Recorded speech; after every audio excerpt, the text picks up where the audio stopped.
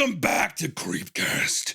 Today we are reading a story called The Dead Girl in My Yard Was the Best Friend I Ever Had by the author Dopamine, which you'll remember from a previous story not too long ago of the, what was it called again?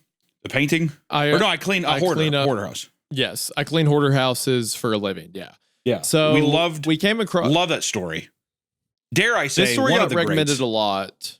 It's, you know what? No, go ahead. Why am I talking?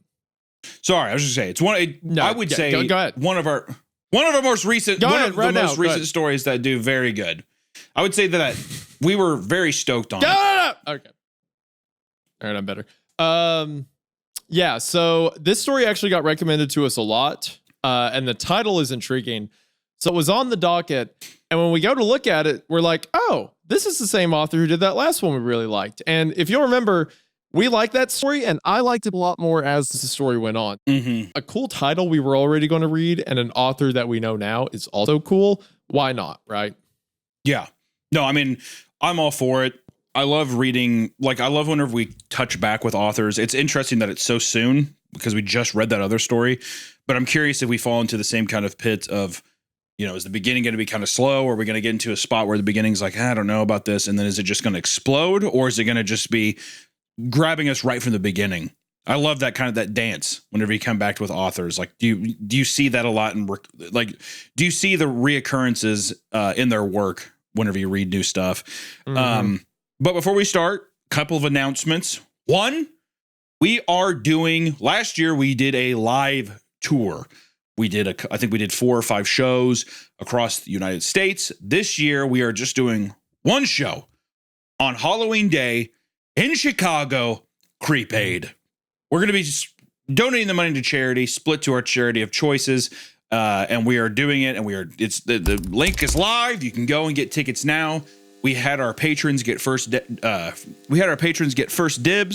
so there are tickets still available. But if you want to join us in this fun Halloween night extravaganza for something good, be sure to check the link in the description of this video, and we'll probably do a nice pin in the comments if we can. I don't know.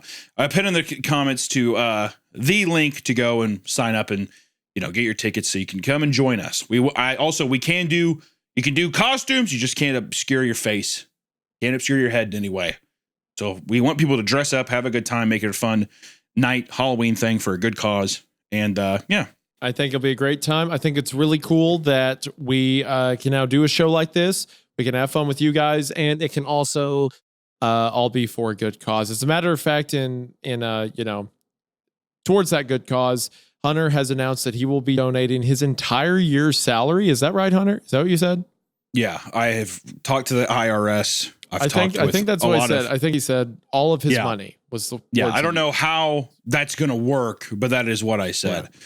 Yeah. Last year we did the tour. It was a lot going through. I think that this year we're just stoked to do. At least for me personally, Isaiah had a great time going across, but I was just in shambles. I was stressed out. All right. So this is a nice balance where this time giving back, doing the charity show. We appreciate you guys checking it out. Also, just want to say thank you to all the audio listeners here who are listening to this right now on Spotify and Apple Podcasts. We appreciate you. If you haven't done that, go over there and give us a nice rating. We appreciate it. And to our wonderful patrons who do support the channel and get all that juicy extra content. So this is a nice 3-part series. So yeah, without further ado, Isaiah, are you ready to jump into The Dead Girl in My Yard Was the Best Friend I Ever Had? I'm ready to jump right into it. As always, thank you all for the support you've shown on audio platforms. It means the world. And of course, our Patreon supporters who for some reason think that this show is worth their time and money. And I definitely don't deserve that, but Hunter feels entitled to it for some reason. So you can take that up with him. Thank you. All right. Well, with that, let's get started with The Dead Girl in My Yard Was the Best Friend I Ever Had. My mother loved fairy tales. She taught me to love them too. I never outgrew them. If anything, the older I got, the more I needed them. In fairy tales, you find happy endings, lessons, morals, comfort and triumph, and magic. But you will find no sadness. That's why I needed them, because I was sad and angry. I was sad and angry because my mother was dying.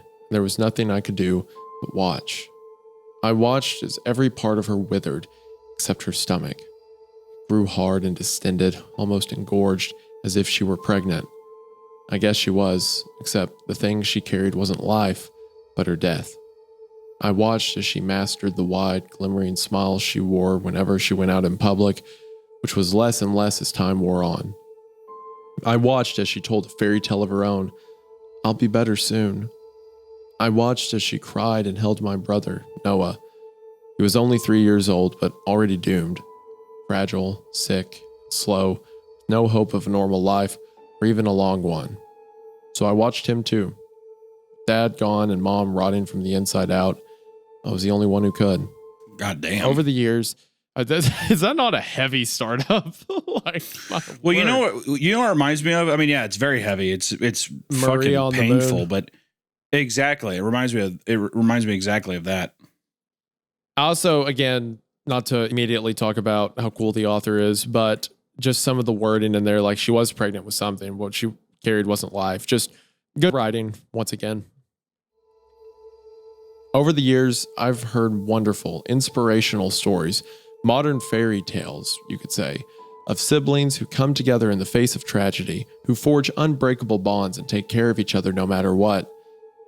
I was not that brother. Noah was the bane of my existence. Frail, stubborn, and impossible to care for, yet in need of more care than anyone. I hated every minute I spent with him. I hated that Mom loved him most. I hated doing everything for him and for her, only to be shunted into the background at every turn. As days grew into weeks and months, that hatred sank deep. Every time I scrubbed my mother's vomit or threw her soiled sheets into the washer, every time Noah threw a tantrum, every time I watched Mom gaze at him like he was the second coming of Christ, every time I had to give everything I had, only to find that it wasn't enough, the hatred grew. I buried it under fresh layers of poisoned stoicism and molten resentment that hardened over time, cooling into core. I could practically see it, jagged mineral the color of storm clouds, slowly but surely replacing me. Hate wasn't the only thing I felt, but it was the easiest thing to feel, so I hated everything. I hated being with my mother, I hated the sight of my brother, I hated being the oldest, I hated school, I hated the doctors, I hated my father for leaving after Noah was born, I hated myself for wishing I could leave too. The only thing I didn't hate was my home. It had a steep, sloped roof that made the house look like it was brooding. Inside was dark, a cavern with large rooms, few windows, and clusters of dusty shadows that always seemed to move. Spiders lived everywhere. A witch's house, or a cursed castle with occupants in desperate need of a hero. The land around it was a rural wonderland, golden hills that stretched as far as the eye could see. There were mountains on the horizon and the shadowy green smear of a forest in the distance. I never climbed those mountains nor entered that forest, but it was enough that they were there. I could look out the window, see them, and believe that something wonderful, something magical was out there. To me, it was paradise. To my mom, it was hell, a monument to her misery. She'd moved in just after Dad left. She could barely afford the place and struggled to make ends meet.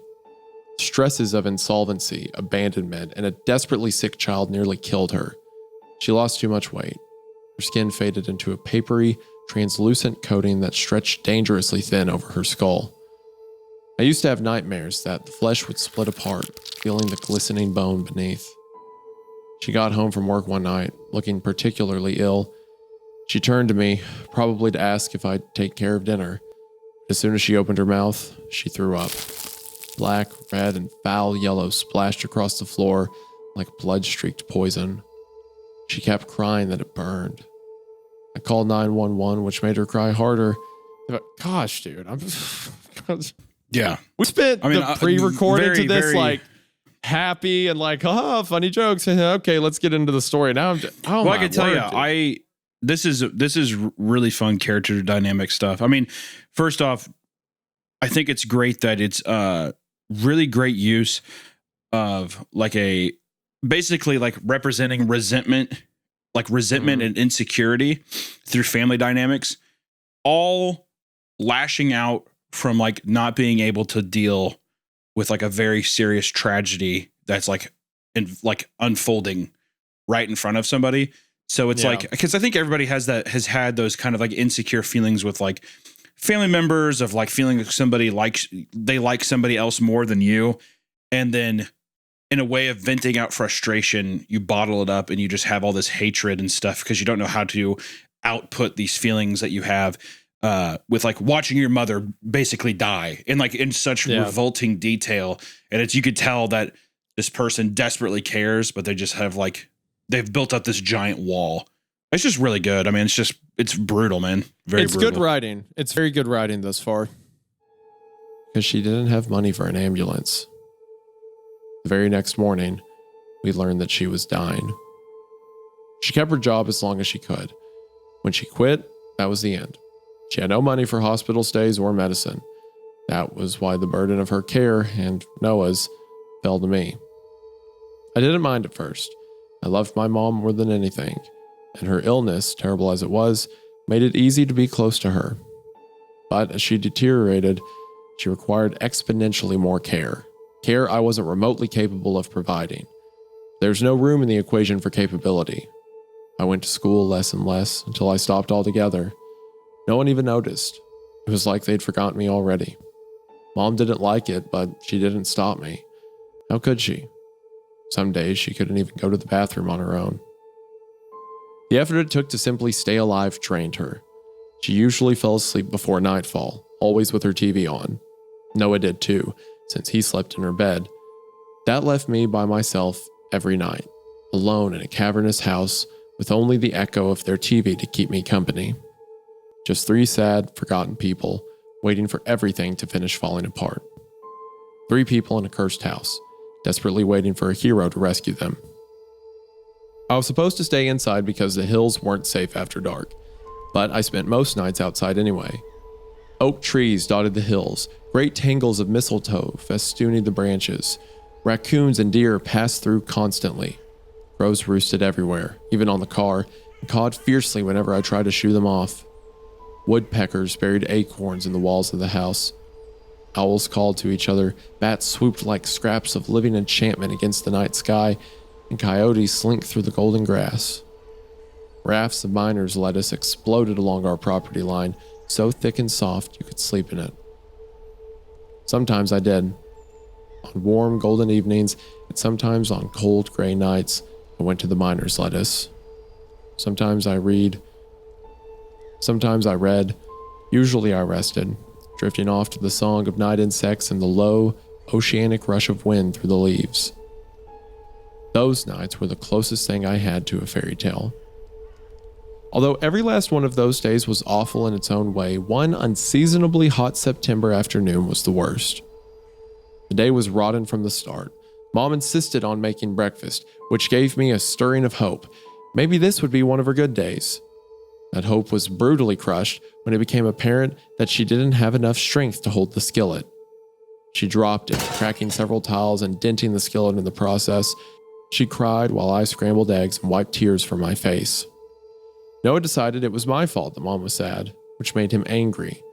That rage built up until he launched himself at me as I served breakfast. I lost my grip and spilled half the eggs on the floor. An hour later, Mom threw up everywhere. Blood and bile and small curls of undigested eggs. It smelled foul and sticky, clinging inside my nose, leaking down and coating my throat as I scrubbed away. Mom started to cry again as I cleaned up, which infuriated Noah anew. He didn't have the vocabulary to express himself, so he just kept screaming.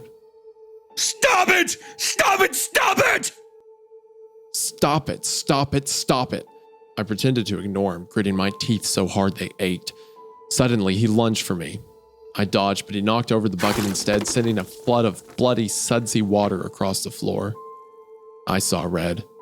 Mom, Noah, the furniture, the foul cascade of blood, bile, soap, and egg, all of it red, lined in golden autumn sunlight.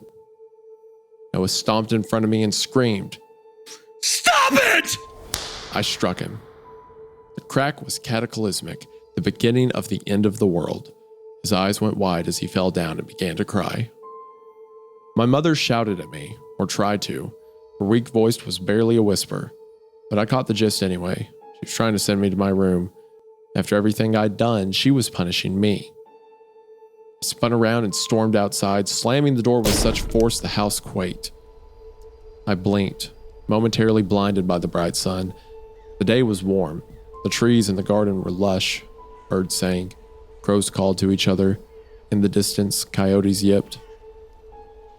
I marched to the backyard, biting my lips as my face crumbled. I focused on the miner's lettuce out near the property line. I reached it right as the tears began to fall. I flopped down and curled up. The scent of greenness and cold, dark earth swept over me, inside me, cleansing my lungs of the stench of my mother's slow death while the birds sang and the wind rushed through the leaves.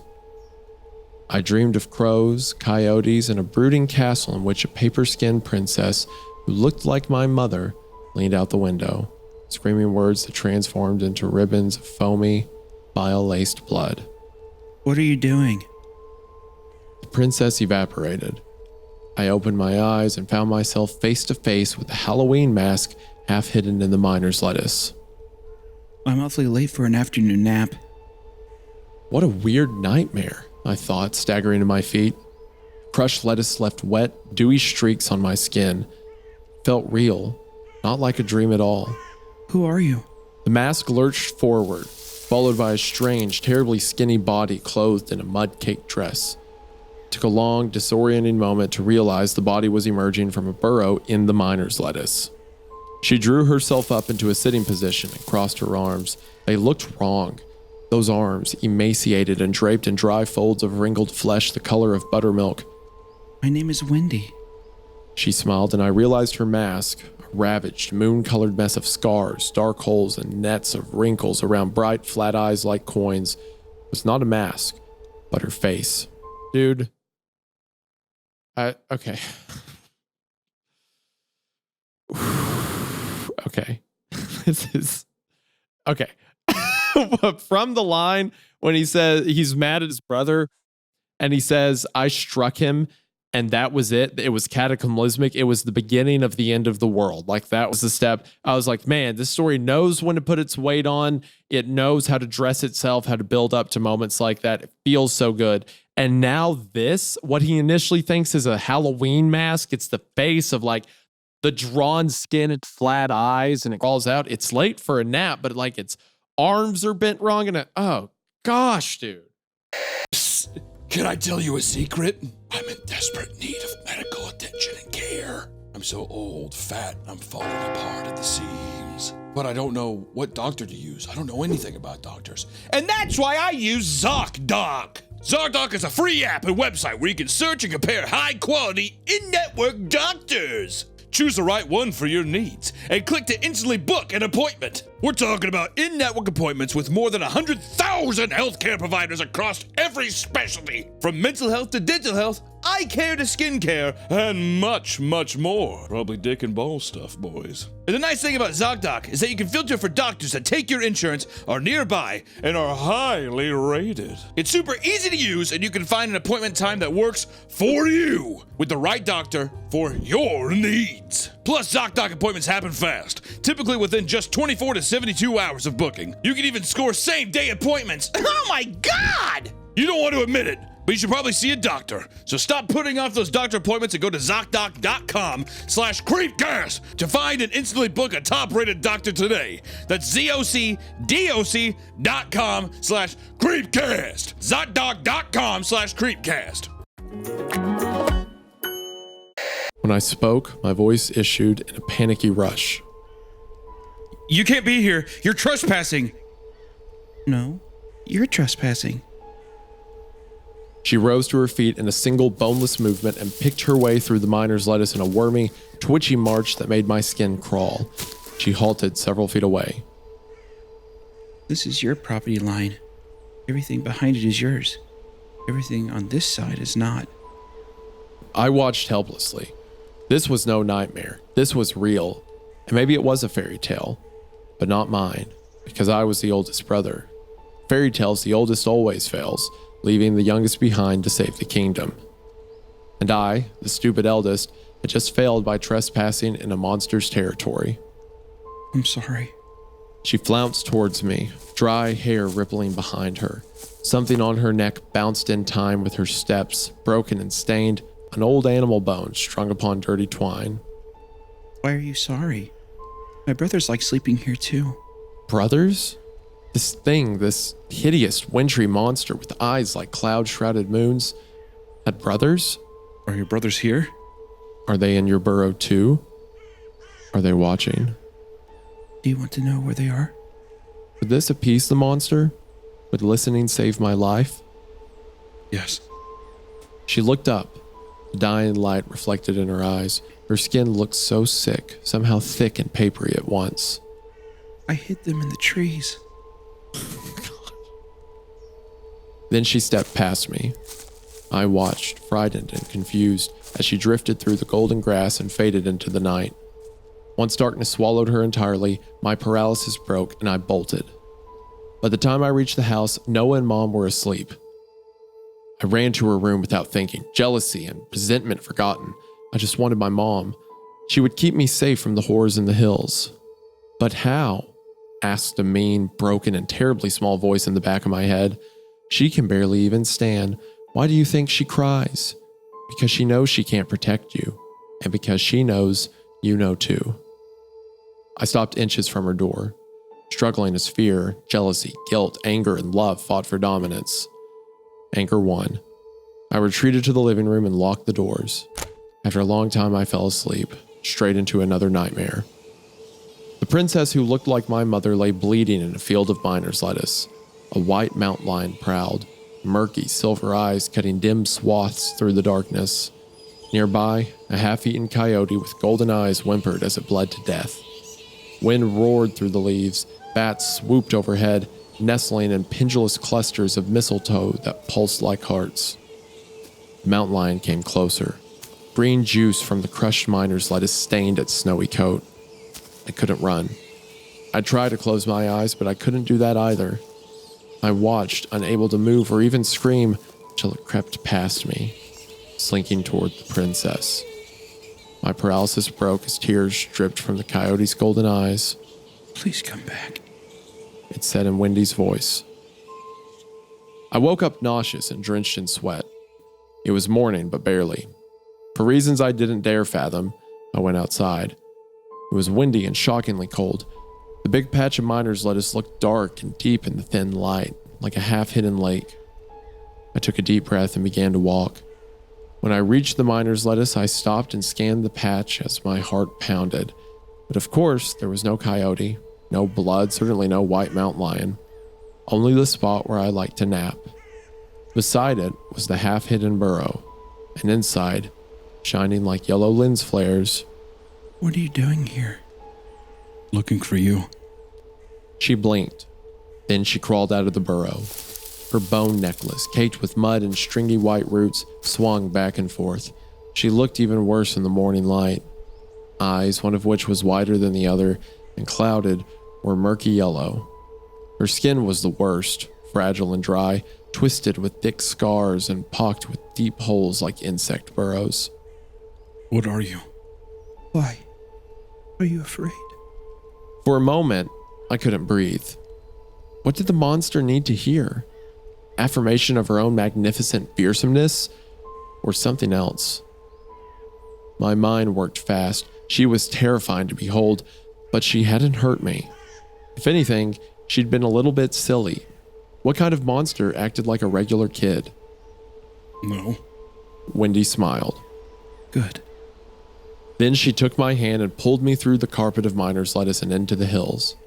I didn't resist, because even if she seemed kind, she was still a monster, and I was the oldest brother. Oh, gosh.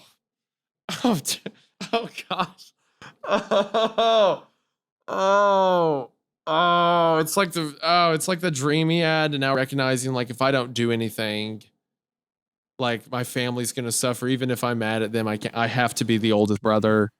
It's like relating it to a fairy tale, and like this is the monster, but also the monster spoke through the voice of the coyote. That, oh man, he has to conquer this. It has to be less to him because there's greater evils, the mountain lion out there and stuff. Okay. smells good.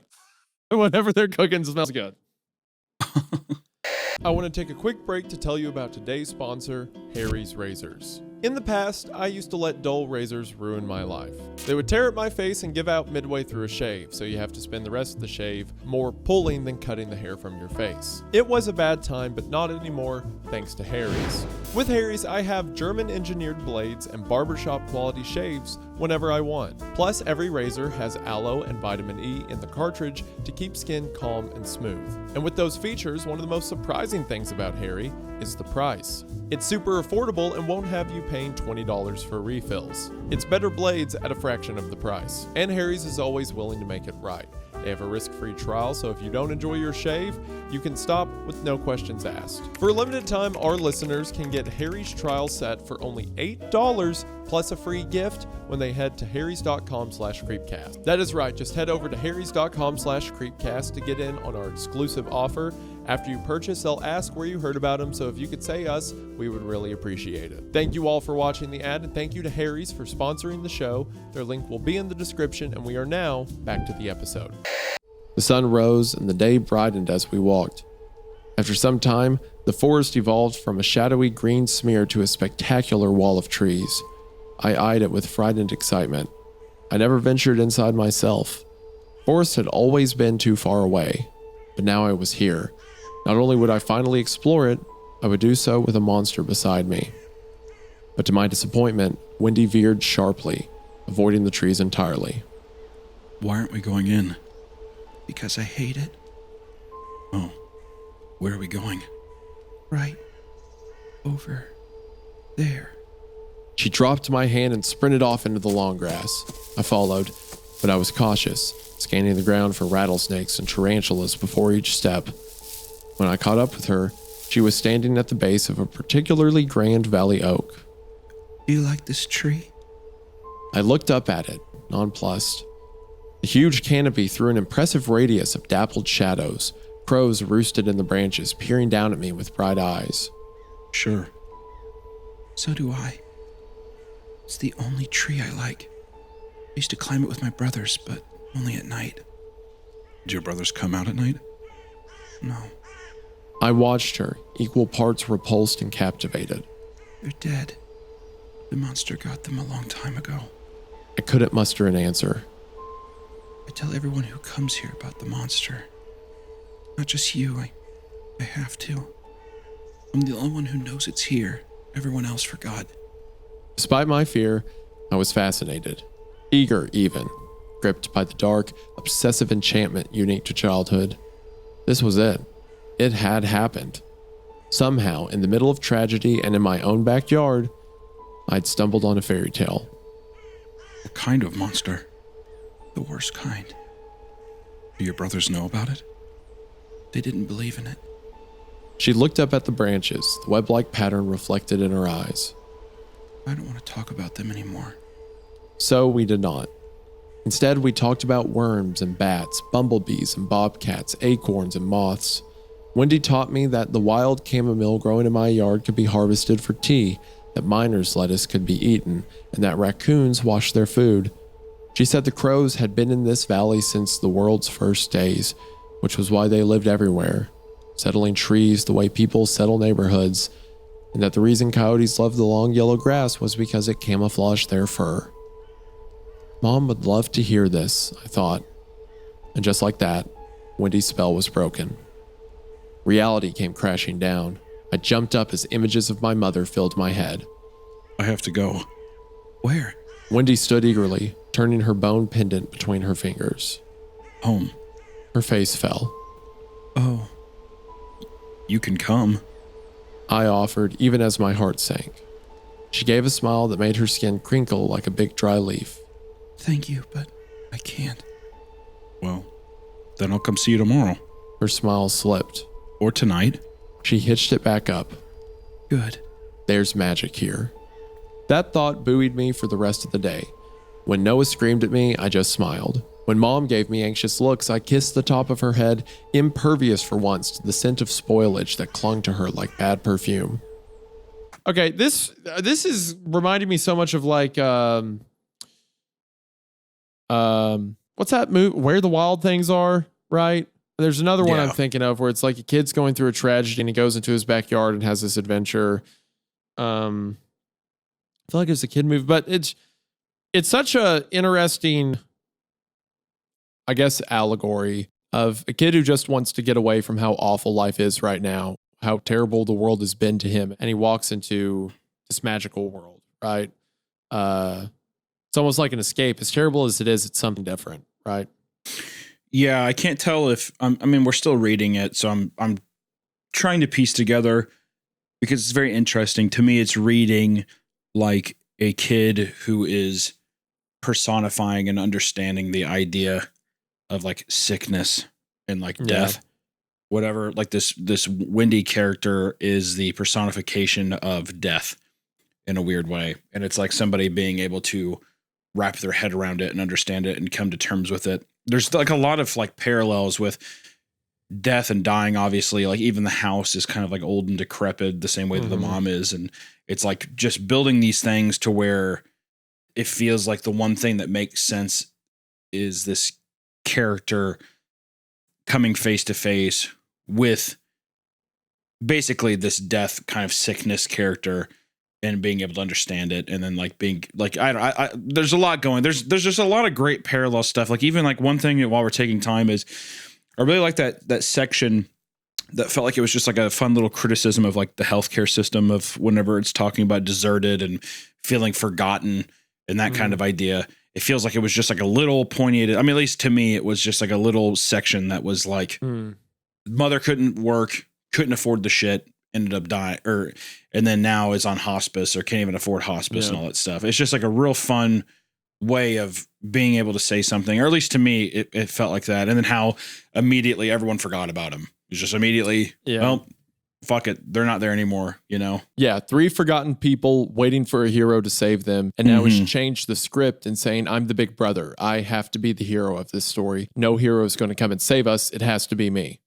Yeah. Well, I mean, I think that befriending this person so far, I mean, like I said, we're still pretty early into it, but it feels like befriending this person is like character development for this character.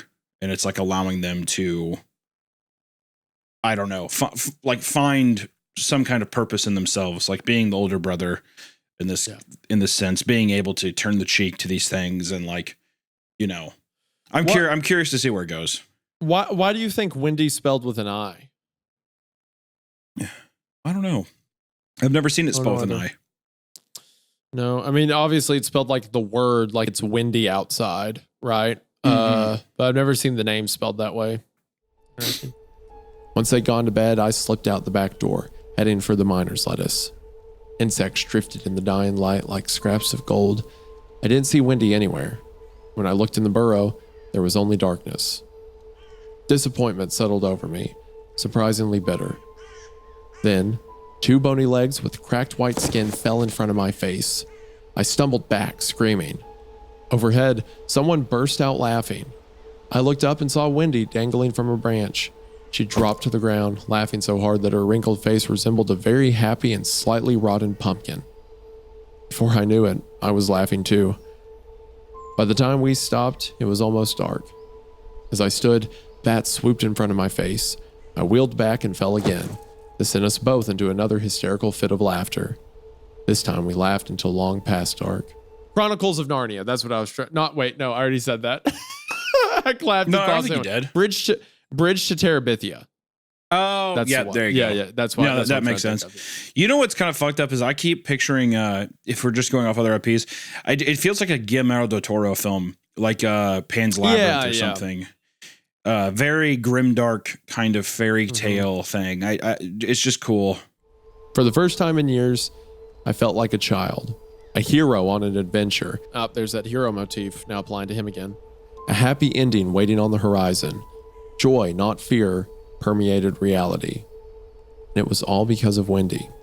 As we ventured into the nighttime hills, she continued the morning's lecture, instructing me on the habits of bats, how to calm a frightened deer, and how to handle rattlesnakes.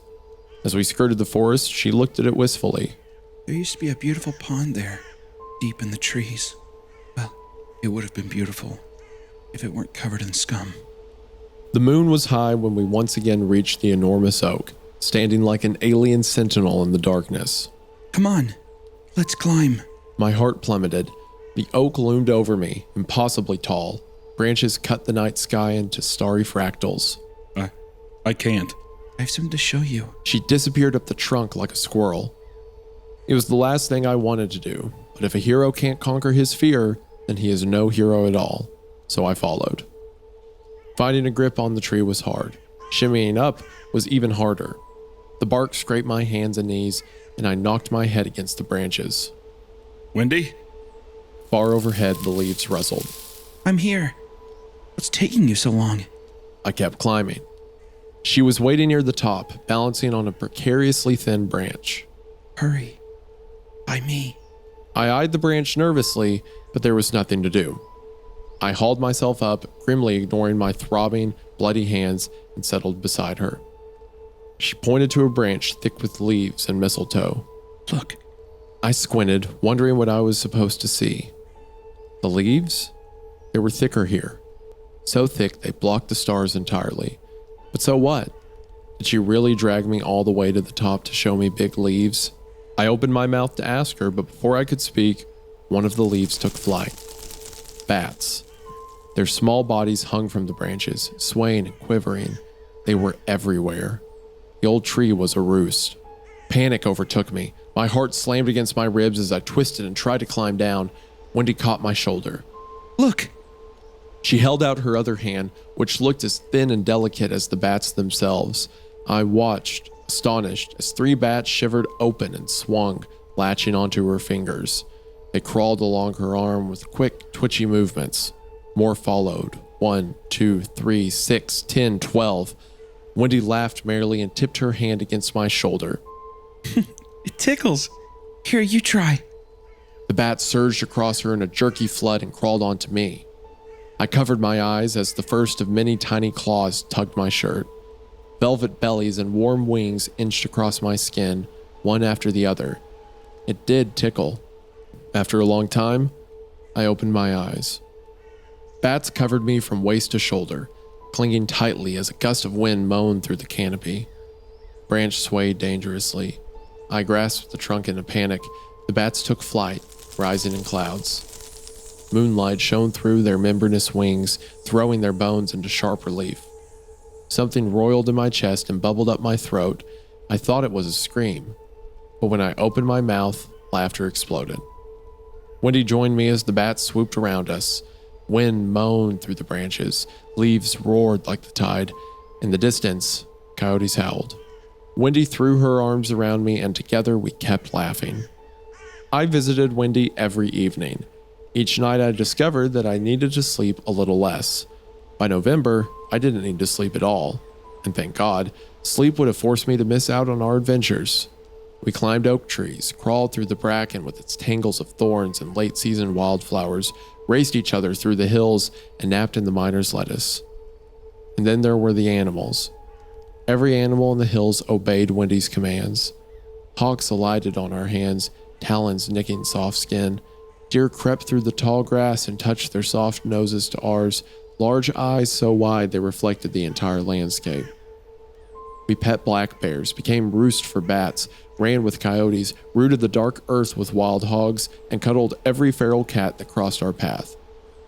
In my memory, those days are warm and golden and the nights are cold and clear, with blast of icy wind that woke me in a way nothing has before or since.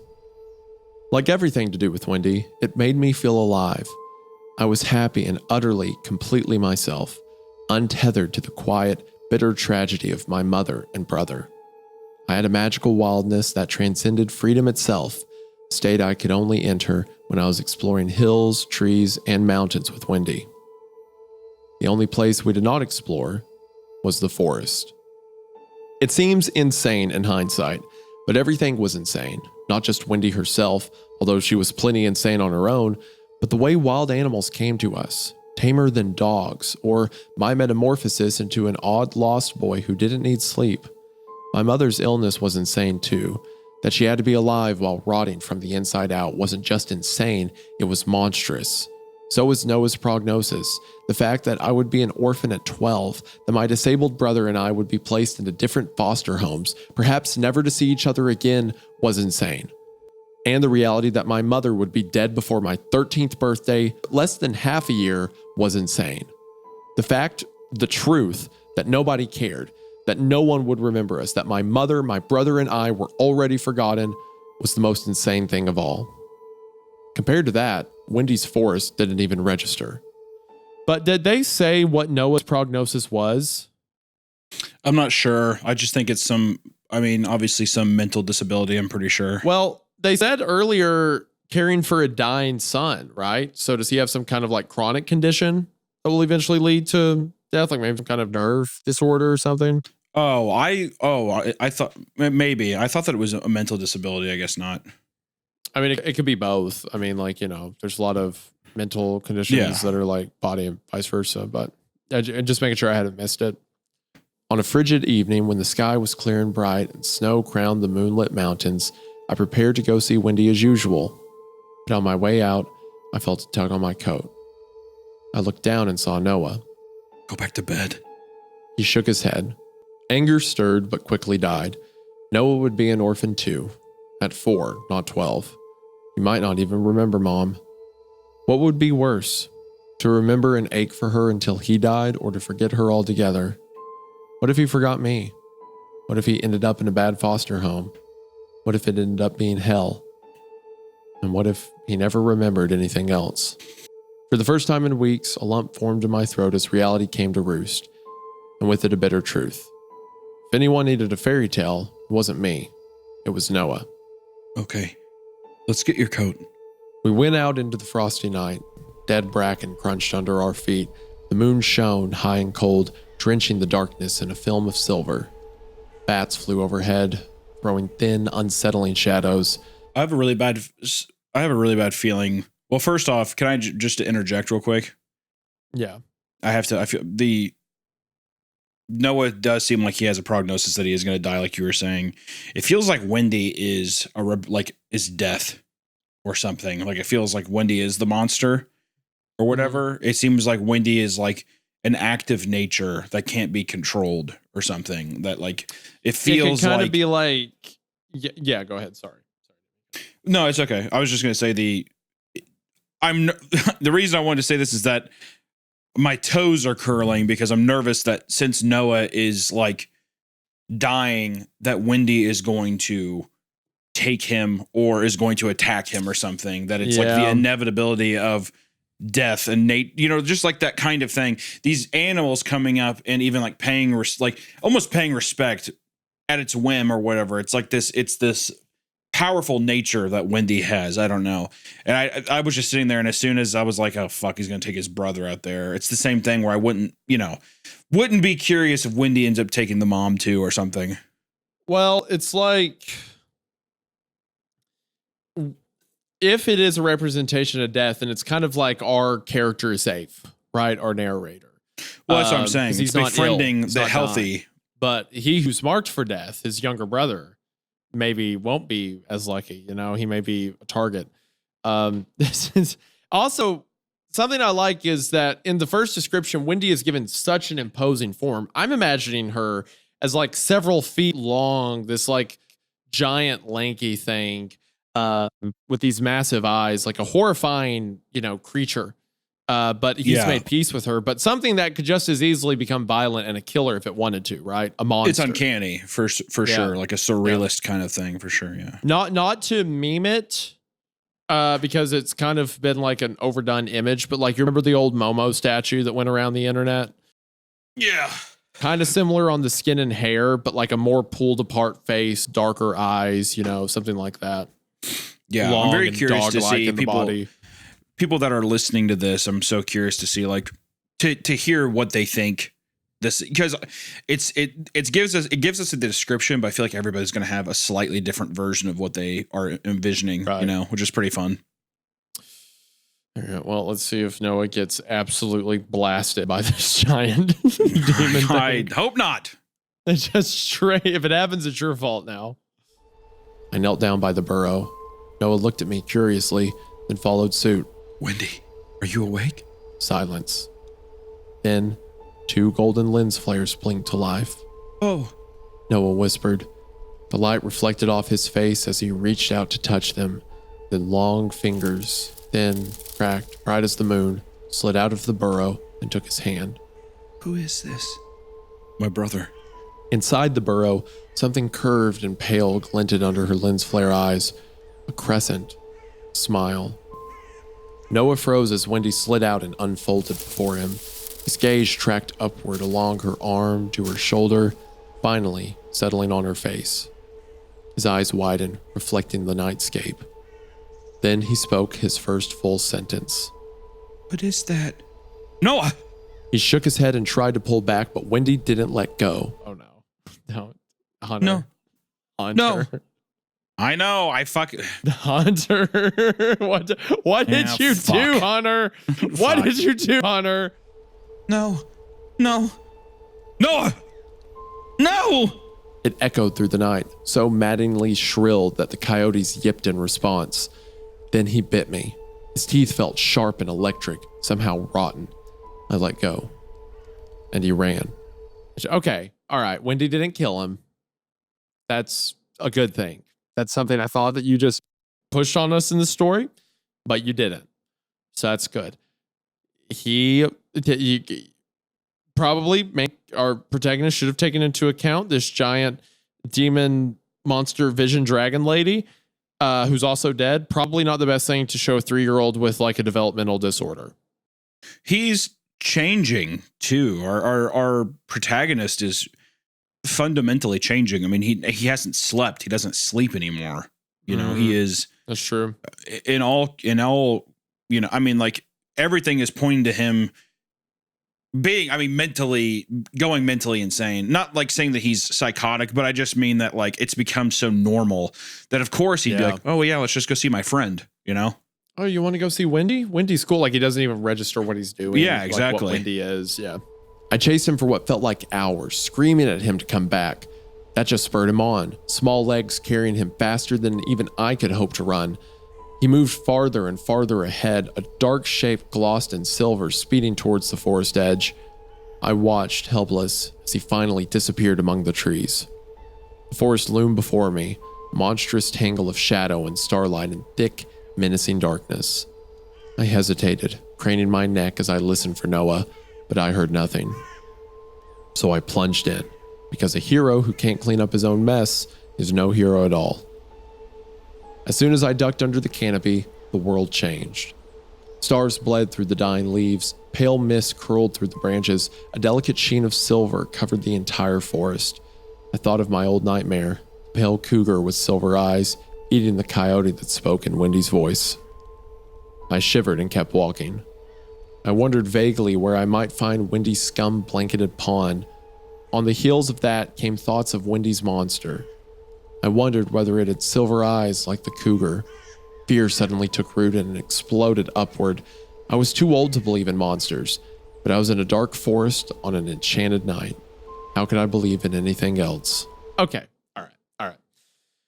Okay, I want to apologize because in the previous story that we read by Dopamine, we had some criticisms, but I had criticisms in the beginning about some of the events happening too fast or the characters being like they were speaking in the real world about their job and stuff or doing things that I thought were too unrealistic or too quick.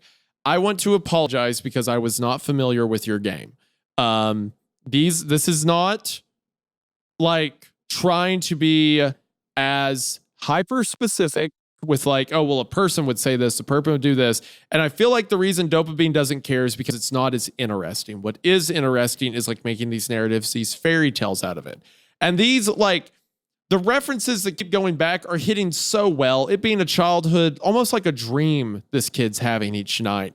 But it's being described with things like, I was in the dark forest on an enchanted night. How could I believe in anything but monsters? Stuff like that is just hitting so hard.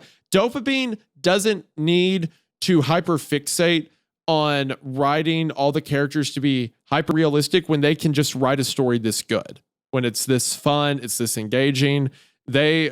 They are cooking. I have looked into the kitchen. I can confirm it is delicious. So anyway, yeah, need to get that out of the way. Leaves and twigs crunched underfoot. Patterns of broken moonlight danced over my skin. I sidestepped roots and rocks, silently reassuring myself, there are no monsters. They aren't real. There are no monsters. They aren't real. There are no monsters. I hopped over an upraised root, but instead of touching the ground, my foot went down and down and down, spilling me to the forest floor. Disintegrated leaves and fine, silky dust exploded in a cold cloud. It tasted old and rich, a combination of oak, sage, filth, and dirty fur that melted into mud on my tongue. I sat up, gagging, and turned. Behind me, I saw an earthen ledge that formed a high, lopsided step snaked through with roots. I spat out the mud and stood up. There, in the trees behind the tree root stair, were eyes like murky starlight. There are no monsters. Something shifted. They aren't real. Something bony and broken and long as a tree, a fallen, bug-infested tree exploding with rot. There are no monsters, they aren't real, but that thing was very real. I ran. Behind me, leaves crackled and twigs snapped under rapid footfalls. There are no monsters, no monsters, no monsters, no monsters, no monsters, no monsters. A low roar bored into my ribcage and thumped, so shockingly powerful it paralyzed me. I was sure my bones would disintegrate. I would collapse, a puddle of flesh and clothes and powdered bone. Someday a tree would grow from my bone mill and I would be a part of the forest, part of the monster, forgotten by the world as I grew web-like branches and sprouted leaves that would host pendulums of mistletoe. Then the roar cut off. So did my transfiguration. I was no longer a tree, just a boy. A frightened boy, running from the monster in the deep dark woods. I ran until I heard birdsong underscored by the hoarse commentary of crows.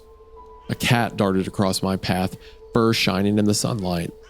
I sobbed and glanced over my shoulder before I lost my nerve.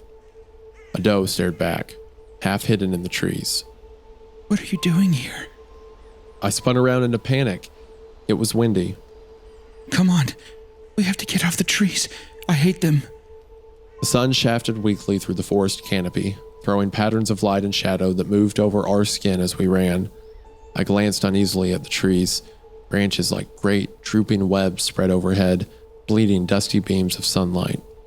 Finally, in the distance, I spied the shaded patch of miner's lettuce. On the hill behind it stood my house. When we crossed the tree line, reality crashed over the world, dismantling the dark spell of the forest and its silver-eyed monster. Before I could even draw a breath, Wendy turned on me. How could you go in there? I had to. Dread exploded as I remembered why I'd gone to the woods in the first place. What kind of hero abandons a sick little boy to the mercy of a monster? No hero at all. I turned back. As the shadows of the trees fell across me, I felt their pull, like fishing lines reeling me in. My brother. She grabbed me and spun around, slamming me to the ground with such force I could barely comprehend it. No! I told you! I tried to stand, but my limbs wouldn't obey. I can't let him. I told you there was a monster! But my brother's in there! I couldn't leave him! You didn't leave me! Her face crumbled. She looked uglier than ever, too ugly to be real. Yes, it's bad to abandon your brothers. She wiped her eyes, pushing up folds of loose, dry skin. I need to show you something. But Noah is safe. I made sure. I always take care of my brothers. Follow me. Interesting. The other thing this reminds, since this episode's just become me going, wow, this is cool, and the naming an IP that I also think is cool. It also reminds me of Coraline a lot. Going down the well to the Beldam's world. It's the same thing but switched and all that. Then she got down on all fours and crawled into her burrow. I looked up at my house, then down at the burrow. Wendy or home? Despite my fear and the marrow-deep exhaustion weighing me down, the choice was surprisingly easy. I dropped to my belly and slid in after her. The burrow was wet and cold, mud squished under my fingers, pale roots dangled like the legs of ghostly spiders, a large earthworm glistened briefly before diving into the earth. Then darkness engulfed me. I saw nothing at all. I crawled blindly. The hiss of Wendy's bony form sliding ahead was the only thing that kept panic at bay. By the time I emerged into the sunlight, my bones ached with cold. Every inch of skin was numb. My clothes were muddy, and those thin, pale roots tangled around my fingers like waterlogged hair. I closed my eyes against the light. It felt painfully bright, but I knew it wasn't. I sensed the gloomy, muted quality of the sun and knew that we were back among the trees. I frowned. Why did Wendy, who hated the forest, have a home that spilled directly into its heart? Open your eyes. I did. Directly before me, perched an inch or two off the dark earth, was a discolored bulb shot through with cracks and two large, dark holes like eyes. Only when I noticed the jaw beneath, small, malformed with less than a dozen teeth, did I understand what I was seeing. My head felt light, my chest pressurized, as though a rapidly inflating balloon had replaced my heart. I looked around. There were so many. They carpeted the earth, sprouting from the dead leaves like obscene flowers, small and large, dark and pale, some whole, some broken, some with smashed-in faces, some little more than lopsided jaws or jagged skull caps. These are my brothers. No one remembers them, or the monster who killed them. The balloon in my chest inflated sharply, pressing painfully against my ribs and throat. Eyes like dirty silver pools filled my head. Monsters aren't real. This one is. It lives in the trees. You have to listen, or you'll end up like them. I'm not your brother. Her face was changing, fading, bleeding away like light bleeds from the evening sky. I couldn't look at her for long. When you forget a monster, you allow it to thrive, to take over. Why didn't you tell me you had a brother too? I shrugged defensively. Tell me about him. Of course she wanted to know about Noah. All anyone cared about was Noah. Why would Wendy be any different? He's sick. With what? Something he was born with. He's retarded. And he won't live very long because his organs aren't growing right. He can't form memories very well, and when Mom dies, he might not even remember her. Tears stung my eyes. Suddenly, it was hard to breathe. Or me. He'll have to go to a special foster home. I won't be able to come. He'll think we left him. Why does he have to go? Why can't he stay here with you and your mother? How amazing, I thought. How bitterly, selfishly amazing that I hadn't yet told Wendy of Noah or my mother. Everything came out of me. I could almost see it flooding the forest, an infected pool rising around the garden of skulls. It's like Mom and Noah existed for nothing. No one cares that they're here, and no one will care when they're gone. No one will even remember them. They don't matter to anyone, and I can't change that. Nothing I do is enough. Wendy sat, motionless in my periphery. She looked terrifying in silhouette, absolutely gut-wrenchingly, incomprehensibly horrifying. But when she spoke, she sounded gentle. So very, very gentle. Why didn't you tell me? Because I didn't want to think about it. You didn't want to remember? I shook my head and continued to cry. Silence followed, broken only by the wind and the steps of tiny animals picking through the dead leaves. Then Wendy spoke. I expected her to tell me about her brothers, but even though the skulls of 100 dead boys surrounded us, she told me about crows and red ants and condors, all of which eat dead things. Once the scavengers have their fill, the carcasses of the dead animals rot into the soil, to be drawn up through the roots of jealous, hungry trees and eaten. I remembered the dust in my mouth, how it tasted of oak and rot. My gorge rose. Living things are alive because they eat dead things. Wendy turned her bone pendant over and over in her hands. That is the only way living things can live. She looked up at the sprawling web of branches. Especially the trees. They are more alive than any of us know. I finally looked at her. Her skin was thinner and older than I'd ever seen it. Her eyes looked flat yet endless, with dim, cloudy spots under the surface, like dead things drifting under murky water. If you could be like me, would you? Yes. 1,000 years of cold, clear nights filled with bats and deer and laughter would be a dream come true. No worries, no sickness, no future, only magic. What if it meant you had to eat something that was alive? Would you still do it? She's going to have him eat his fucking brother, dude. Wait a minute. She's going to have him eat his mom and brother. You know what's something else from the woods, specifically like, well, not just Pacific Northwest, like Northern Forest, that if you eat another human, you become? The Wendigo. Like a Wendigo or whatever? Yeah, the Wendigo. And what's her name? Wendy. She's a Wendigo. That makes sense to me. I think that's what it is. Because with that mythology, you eat, if you give into this, like the temptation, the gluttony of cannibalism, a spirit possesses you and you become these twisted amalgamous forms. That makes so much sense. The big yellow eyes, the broken movements. It's like the traditional depictions of the Wendigo. And like in early like Native American culture before like, Stephen King's influence of Deer's Skull and stuff like that. Right. Is this story like a completely, because normally the Wendigo's like either like a haunting spirit in the woods or like a hyper violent cannibalistic monster, right? Is this like it's a temptress in the woods kind of thing? Is that what it's saying? Because if so, that's super cool.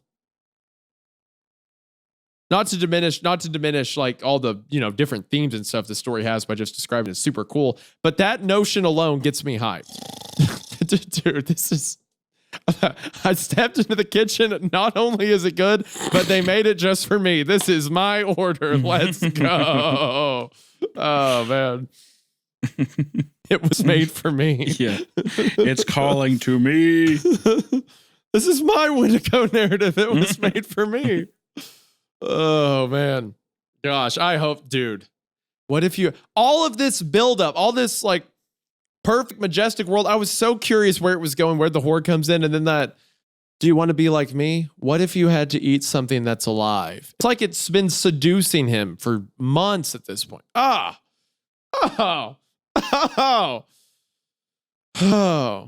I'm going to punch something. I'm fired up right now. Okay. This is wrong, whispered a small voice in the back of my head. All of it was wrong. Her way with animals, how she made them behave even when their bodies quivered and their eyes rolled, her cold burrow, her skeletal thinness, her wormy movements, the broken desiccation of her skin, and her eyes, her clouded, dead eyes. I shot to my feet. I have to go. I know. I walked as fast as I could without running, shuddering when I passed her burrow. I didn't dare go through it again. The thought of being trapped, of being chased by a skeletal girl monster whose dry body rasped against the walls nearly sent me into a panic. The forest surrounded me, all dusty green and golden gloom. I thought of monsters, warped inhuman bodies blending with the twisted branches.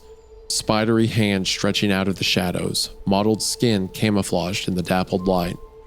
I took a deep breath. There are no monsters.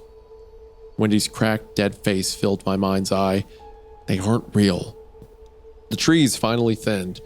The brittle sunlight grew brighter, and green glimmered through the trees. The miner's lettuce, boundary between my world and Wendy's, and behind it, my house.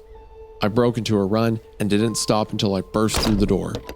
My mother was waiting, emaciated face twisted in fury. Noah, who was napping on the love seat, didn't stir. Oh, cool. Noah made it. Okay. Noah's alive. He's okay. What? What were you thinking? Her words crushed me, so I crushed her. That would be good to get him out of here and away from you for a little while. He doesn't have to die just because you are. Oh! Oh! Oh! Whoa! Whoa! Oh! Oh! Whoa! Oh!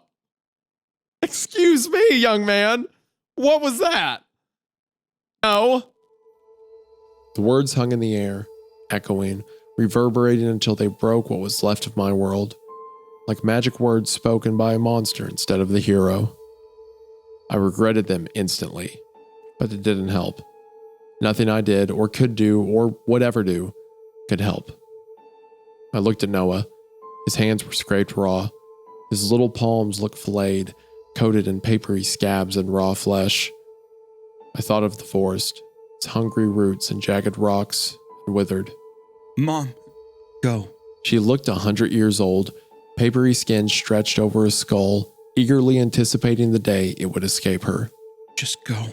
I looked at my brother again, flopped bonelessly over the cushions. Only the rise and fall of his chest gave any indication that he was alive. Wendy's voice echoed in my ear. Living things are alive because they eat dead things. An image exploded in my head, my mother arranging freshly butchered pieces of my little brother on the kitchen table as she prepared to eat him while his eyes, flat and discolored, with cloudy pale things flickering in their depths, bored into mine. I burst into tears. That night, for the first time in months, I slept. There's so much more to tell of Wendy, what she was and what she did, but I am so tired. Far too tired to remember any more monsters tonight.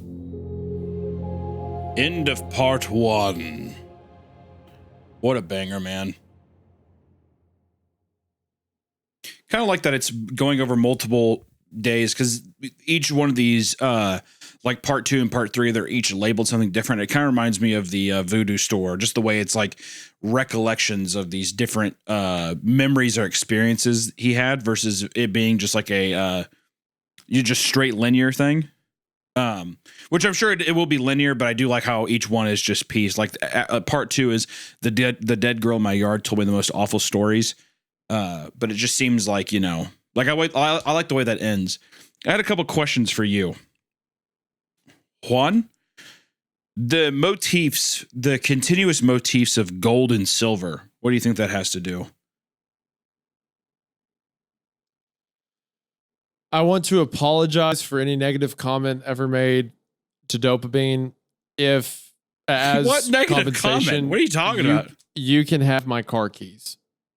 I have them here. It's a Toyota. What? It's reliable. What bad? What? You didn't say anything. Because in the last part, at the beginning of the last part, I was like, oh, you know, some of this stuff. I feel like the setup's a little quick and stuff like that. I was out of my depths. I apologize. In the other story, look, I'm just saying, Dopamine can have my car if they want it. Anyway, are you talking about the other story? Yes. I think this criticism is still that doesn't take away from the story. I mean, it's like I think they're valid criticisms. Right. You know what? I can agree with that. At the same time, you can have my car. That's all I'm saying. That's okay. The gold and silver thing.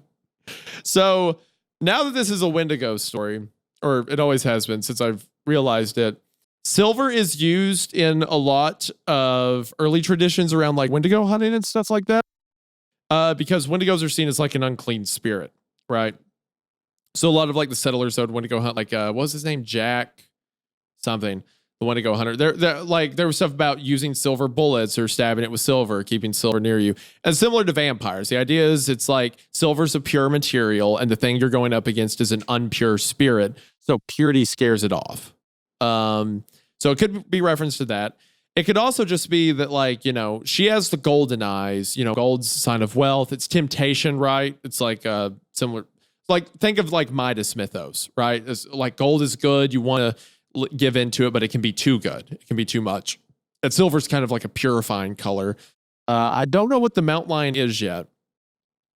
What the mountain lion might be in the dream, because in the dream, the coyote was Wendy, right? That's what Wendy spoke through. No, I think the coyote is supposed to be the mom. I think the mom was the princess. The mom was the princess. Oh, the princess. I see. Well, wait. And then it says that Wendy spoke through the coyote. Wendy's voice said, "Please come back." And the silver-eyed mountain lion stepped between them.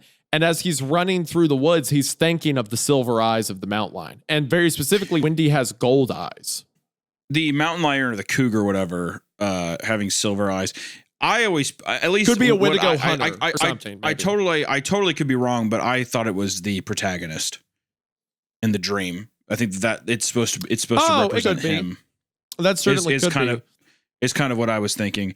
Because I pictured the because even the princess, I understand the mom, it looks like the mom, but even the coyote is represent. I mean, like, it's just this half. I mean, it's like half a carcass. It's a dying thing, so it just associated that with the mom as well. It's just this kind of just the imagery of death and the decay.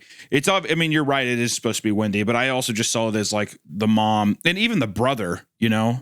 And then now Wendy is this like tempting voice that is speaking through it, being like, come back. And she's trying to basically create another friend or create another like Wendigo. I keep wanting to say Wendigo that she can hang out with, but it's going to have to be, you have to, there's just a lot of stuff. Like, it seems like the motifs here, the gold, silver, that kind of thing, the tempting nature of that. And then also forgetfulness, or like, the continuous thing of, people forget about these things, to where it almost seems like once someone dies, it's almost like the way that, I mean, I'm just reaching, right?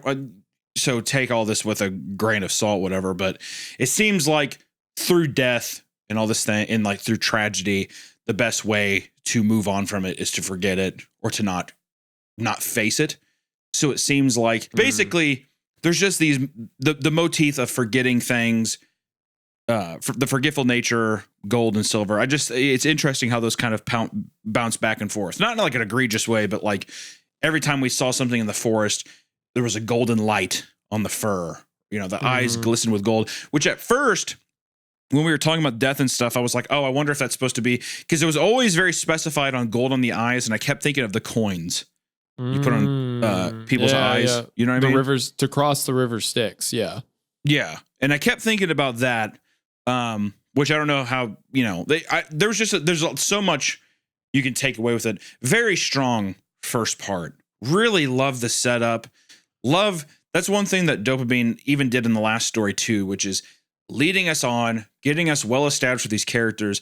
And then there's just like one little moment that I think is just great. And I love that thing of, do you want to be like me? And then it just immediately, it's just a switch to where you're like, oh, this is threatening. Like, now I'm afraid of Wendy. Would you do it if you have to eat something alive? What a great, how? One line. What a stellar way to completely turn heel the entire story's direction in a sentence. By her saying that, it recontextualized everything. And it changes the direction. It makes our character immediately and the reader afraid at once. Yeah. Like, what if you had to eat something that's alive? And it made so many things click about the imagery and stuff. Also, okay, I thought of this while you were talking. So for one, to go back to the dream, the phrasing it uses is, it says, a white mountain lion proud, murky silver eyes cutting dim swaths through the darkness. Nearby, a half-eaten coyote with golden eyes whimpered as it bled to death. So coyote is Wendy, and then the silver is the mountain lion. The thing I said about gold being like greed, it's like, oh, well, you can, people want to have money, but they lose themselves to it. King Midas, blah, blah, blah. But what I think is especially interesting is, like, when you think of gold as like the vessel of greed, right? Like, all the gold in the world, that's what people want. What greed is there more than immortality at the cost of a life, right? Like, I want to live forever. I never want to die. As someone surrounded by death, being tempted with the idea of never dying, but all he has to do is take a life that's already on its way out the door, a life he already can't stand. And maybe he can have that for his mom as well. It's like that temptation. It's like you were talking earlier about Wendy being like a vessel of sickness or death. It's almost like, again, with the golden eyes, it's greed, or it's like the gluttony of staying alive being presented to him, like this offering. A lust almost for immortality, and he just has to hurt someone forever to do it. Yeah. No, I mean, I think you're right. I mean, I think that makes total sense. Also, too, death always, that's the three fucking, that death always gets its due. You know what I mean? It always takes, like, there's no way to avoid it.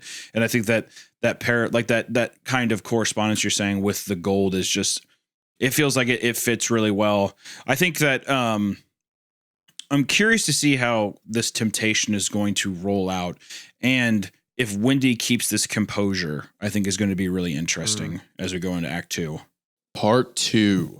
The dead girl in my yard told the most awful stories. After I left Wendy in the forest, I slept for the first time in weeks. My dreams were filled with headless boys, crippled princesses with flesh so thin it split across their cheekbones, and a pale cougar eating a golden-eyed little girl whose blood flooded an endless field of miner's lettuce. The mountain lion snapped the child's bones in its blood-stained jaws with a rhythmic crack, crack, crack that jerked me out of the nightmare. The cracking sound followed me out of my dream, only it wasn't cracking of bones or of anything else, it was tapping. I shot up and faced my window. Sure enough, I saw a pale hand wrapping the glass, and behind it, a small, star-silvered silhouette. Anger overtook my fear. I stalked to the window and threw it open. What do you want? The monster saw you. It's going to come for you and your brother. Her eyes glimmered dimly. Our brother. My heart fell down to my feet. Fear bloomed in its place. To hide it, I snarled at her. How would you know? Her eyes looked dim, yet terribly bright, like cloud-shrouded moons. I know everything the monster thinks. The flower in my chest continued to bloom, thick black petals unfurling one by one. No, you don't. I know because the monster is the forest, and I used to love the forest more than anything, even more than I loved my brothers. That's how I know. She reached for my hand. Her skin was cracked and dry and so terribly thin. Moonlight filtered through it, revealing the mummified musculature and delicate bones beneath. Come with me. I recoiled. No. Her eyes blazed for an instant, pearlescent moon yellow flaring to gold. Then she relaxed and folded her hands on the sill. All right. I'll stay with you instead. I don't want you to, I almost spat. What kind of hero would that make me? No hero at all, of course. Only a resentful brat who made his mother cry, who hated helping his family, who abandoned his baby brother to the beast in the deep dark woods. Would I also chase away my best friend, my only companion, my fairy tale, for the crime of simply trying to help me? How foolish would that be? I knew she wasn't human, so that made her something else. Maybe an elf, or fairy, or a creature no one had ever even heard of.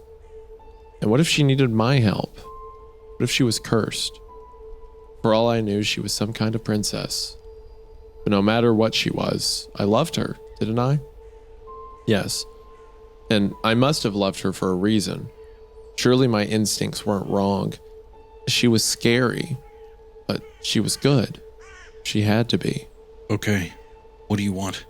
To tell you about my first brother. Curiosity surged. What about him? She smiled, frog-like mouth opening over small, fine teeth. The important things. She looked down. Spidery lashes shaded her moon-yellow eyes. He was littler than me. He loved cats. Petting cats and going fishing were his favorite things in the world. He got a fish hook stuck in his hand once, and it left a big, lumpy scar like an earthworm. But that didn't put him off from fishing. He sure did love fishing. A single tear rolled down her cheek. I waited. He wanted to build a little house by a river that froze in wintertime and shone like glass. He'd fish in the river every day and cook the fish in his fireplace. The cats would eat first because he loved them so much. He was going to plant an apple tree so he could pick the apples and teach wild deer to eat them out of his hand. What was his name? Wendy's eyes darkened. I don't remember. The moon rose behind her, obscured by the twisted branches of the valley oaks. Crickets and night insects sang, peculiar orchestra that pulsed through the night. After a while, Wendy continued. My brother didn't believe in monsters. That's why it was so easy for the monster to catch him. Because he didn't believe in it. He loved the monster and didn't believe anything he loved could be evil. Not when the monster hurt him. Not when it pulled his arms and legs off. Not even when it tore his head away. The monster pulled so hard that parts of my brother's spine came out. I saw it. It looked like a root. I don't want to hear anymore. The monster took my brother's arms and his legs and his body, but it left his head behind. So when the monster left, I took my brother's head out into the forest. The spine was sharp and slippery. It cut my hands. She held her hands out. Small, pale scars glinted all over her fingers. Stop. I got lost. It was a nightmare. My brother's little cat followed me and cried like a kitten who lost its mother. I cried with it while the owls watched. I was so scared it would swoop down and carry it away and pull its head off and eat it, like the monster did to my brother. She paused, sniffling. I got lost, but finally found a pond. It's dried up now, but wasn't back then. There was scum on it and no fish inside, but there was water. I dug a little hole in the shore and put my brother's head in it. I covered his spine root with dirt and leaves and left his head above the ground. Then I scooped up the pond water and watered him. The scum got in his eyes. Stop it! I stayed with him for days. So did his cat. I ate acorns and drank from the pond, and I watered his head every morning and evening, but it didn't grow back. He just rotted. His eyes turned gray and sank into his head. His hair fell out. His skin turned bad colors and then swelled and split and slowed away. I didn't want to live without him, so I went home and waited for the monster to kill me. But he didn't kill me. Instead, he gave me food. A delicious stew with thick brown gravy and corn and meat. I was so hungry I ate it all, except the last bite. I didn't eat that last bite, because when I scooped it up with my spoon and the gravy drained off, I saw it was a soggy piece of skin with a big lumpy scar on it, just like an earthworm. Shut up! No, I have to tell you about the monster because I can't fight him alone. He stepped away from the windowsill. Go to sleep now. Man. Brutal. Oh, God. I love how it really does feel like a fairy tale, doesn't it? Like it feels like a witch would do that, or like it feels like a Hansel and Gretel kind of thing. Mm-hmm. Yeah, it feels like a Grimm's fairy tale. Like the two kids ventured out in the woods. So I'm guessing at that time, Wendy was a human, right? And this was the event that turned her into a Wendigo, or what she is now. The monster killed her, but ripped him to pieces, pulled his spine out.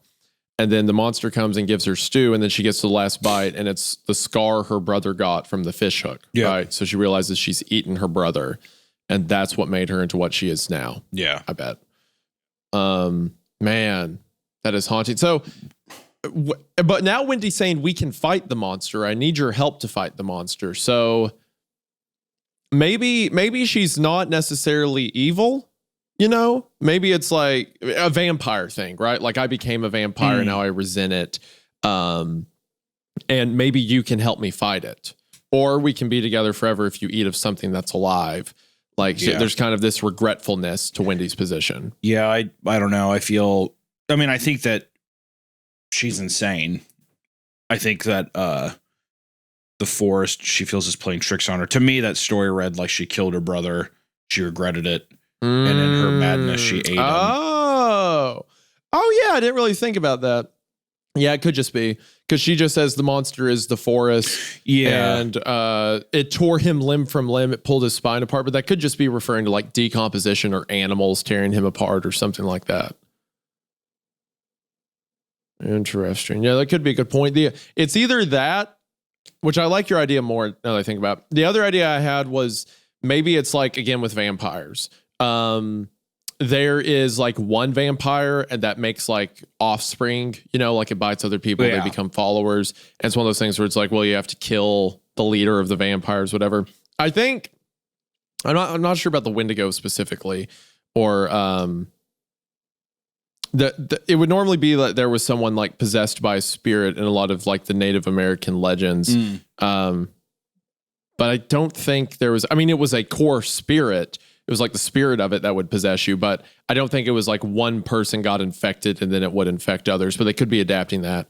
for the story. But honestly, I like your idea better, that it's the forest that's the monster that killed her brother and then she ate her brother, you know? It's hard to say right now. It's still so cryptic, like in nature of like how she's talking about everything. Also, she's the only visible monster we've seen yet, you know? Yeah. Yeah, I want to trust her, but I can't. It's hard. It's hard. Yeah. She went away. I lay awake and thought of her brother's head rotting away under the silver moon, dead eyes forever locked on a stagnant pond while bugs crawled up his spine root and ate him from the inside out. The next morning, my mother asked me to spend the day with her and Noah. I wanted to more than anything. The idea of placing my head, filled as it was with Wendy's nightmares, beside her and Noah made me sick. What if the nightmares sloshed out of my head and into theirs? What if I contaminated them? Gave my dying mother bad dreams for the remainder of her painful life? Instead, I stayed in my room with the blinds shut and the curtains down, emerging only to cook meals and clean when my mother vomited up her lunch. When night fell, I locked every door, turned on every light, piled my bed with every blanket I could find. I lay awake, petrified and suffocating, until morning came. Only then did I drift into an exhausted sleep. Wendy didn't come the next night, or the one after that, or even the night after that. I just began to convince myself that she was some kind of bizarre, recurring nightmare, a delusion brought on by my inability to cope with my own grief and fear, when a loud tap startled me from a twilight sleep. I curled up immediately and covered my ears. It did nothing to muffle the sound of Wendy's withered fingertips. I grit my teeth. 1 tap, 2 taps, 3 taps, 4, 5, 6, 10, 20, 35, 51. Finally, I shot up. Go away! Tapping ceased. I sat there, breathing heavily and waiting for the glass to shatter, for Wendy to crawl in like a giant broken spider and pull my head off before I could even scream. I had read that heads were conscious for up to a minute following decapitation. Would I be conscious? What would it be like to scream without a body? Then her ragged voice emanated from the corner. Why are you so mean to me now? See, it's so frustrating because she presents herself as like a young girl who like this happened to, a victim of the forest. Yeah. And I want to feel bad for her, but I don't know that I can trust her, you know? Well, I mean, so much changed with that one sentence in the first part, the what if you had to eat something alive? Man. I reared back as her bony shadow unfolded from the shadows. It took several seconds to draw enough breath to speak. How did you get in here? Through the trees. She stayed in the corner, as indistinct as the pale things floating in her eyes. There aren't trees in here. Trees grow under your house. Little ones. Sick and small and fighting with mushrooms. But they're there. And they're enough. Why are you here? To my immense shame, my voice thickened and broke. I'm no hero, I thought miserably. No hero at all. You scare me. The monster should scare you. She drifted out of the shadows and halted at the foot of my bed. I'll tell you about him soon. But first, I'm going to tell you about my second brother. I covered my ears and began to hum. She struck like a viper, smacking my hands away. Her skin was extraordinarily hot. I yelped and flinched. He was older than me. How can your second brother be older than your first brother? I snapped, rubbing my hands as blisters began to rise. He was an orphan who lived in the forest by himself. He didn't believe in monsters either. He loved everything. No matter what happened to him, he saw the best in the world. He taught me to climb the oaks and cut the mistletoe away. He loved to be in the trees, and I loved to be there with him. I would climb the oaks and stay in the branches all night, singing to the bats and watching the moon. He taught me about chamomile tea and acorn paste and bobcats and coyotes. He made friends with raccoons and gave them presents, shiny bits of metal that he sanded smooth so the raccoons wouldn't cut their hands. He made friends with the crows too. He fed them, even when he was starving. Skin, meat, and bones. They loved bones the best. When he taught them to speak, the first word they learned was bone. They knew how to count to 9. They knew hello and yes and no and please. They even knew his name. Her eyes flashed, cold, dull, yellow. But I don't. Not anymore. I don't remember it. I realized I wasn't breathing, took the deepest, quietest breath I could manage. My oldest brother said monsters aren't real. Monsters are evil, he told me. The timbre of her voice became deep, fast, and silly, the voice of a sweet fool. I could almost see him, tall and painfully thin, dirty hair, and an earnest, homely face. Nobody's really evil, Wendy. Sometimes they're scared or stupid or confused or hurt. Sometimes I guess they're bad, but no one is evil, so no one can be a monster. Her voice broke. She uttered a soft sob and angrily wiped her murky eyes. I thought of the forest, of the preternatural silence and those molten eyes burning in the gloom. Monsters didn't exist. I knew that. But that thing did. If it wasn't a monster, what was it? The monster didn't want to be called scared or stupid or confused or hurt. It wanted to be powerful, and it was. To prove it, the monster slaughtered all of my brother's friends. The crows, the raccoons, the woodpeckers, and the squirrels. It brought them to my brother, fur and feathers and all.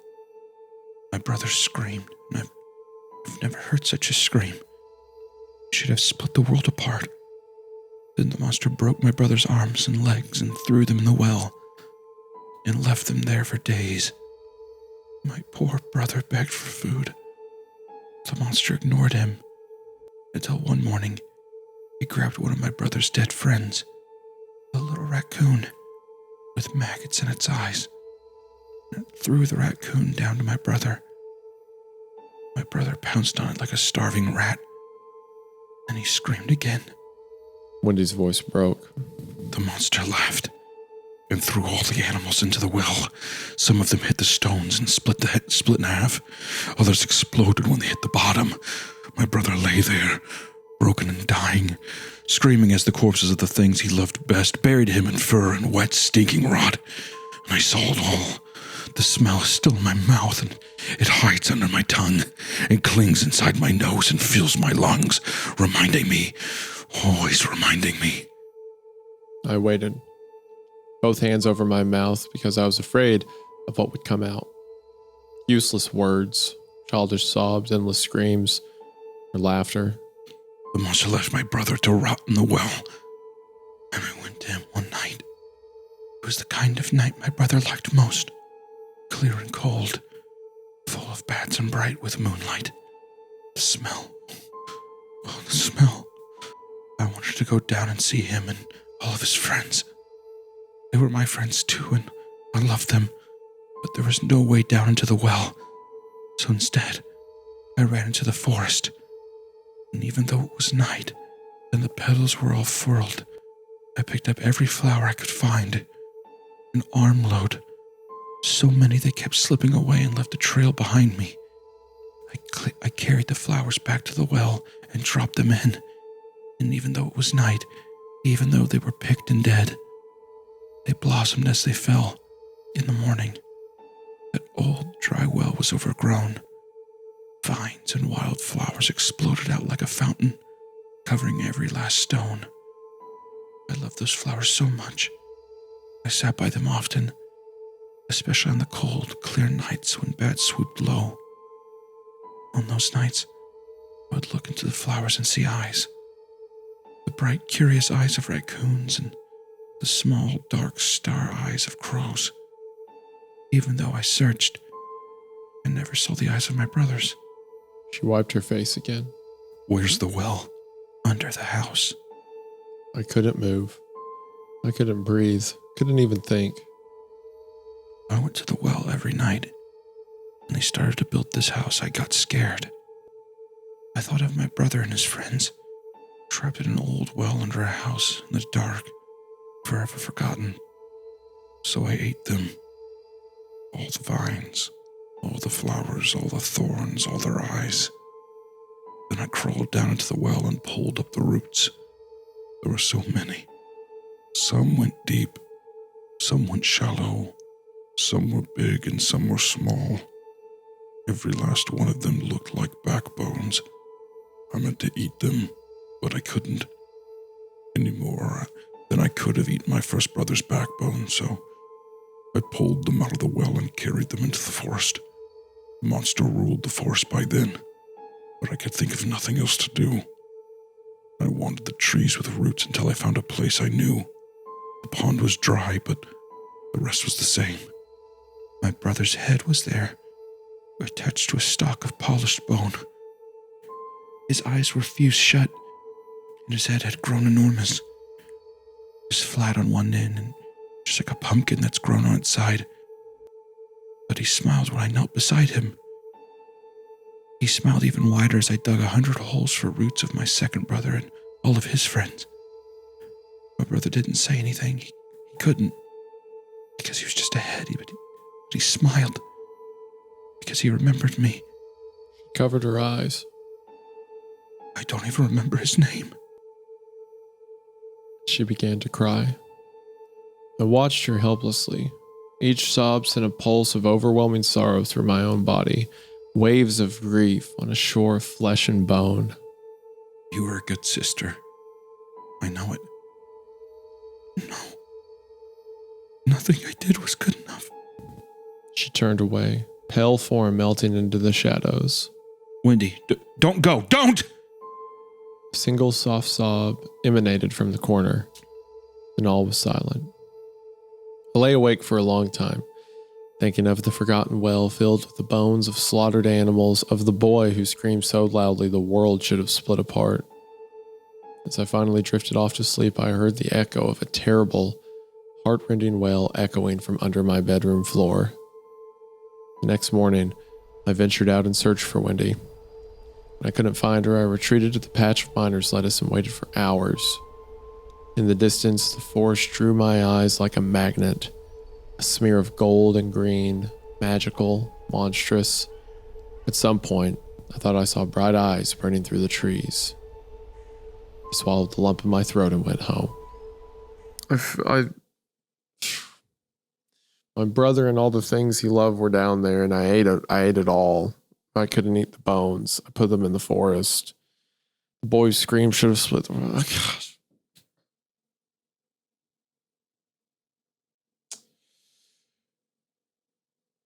Oh, gosh. This is just so heat. It's so good. Okay. Dan.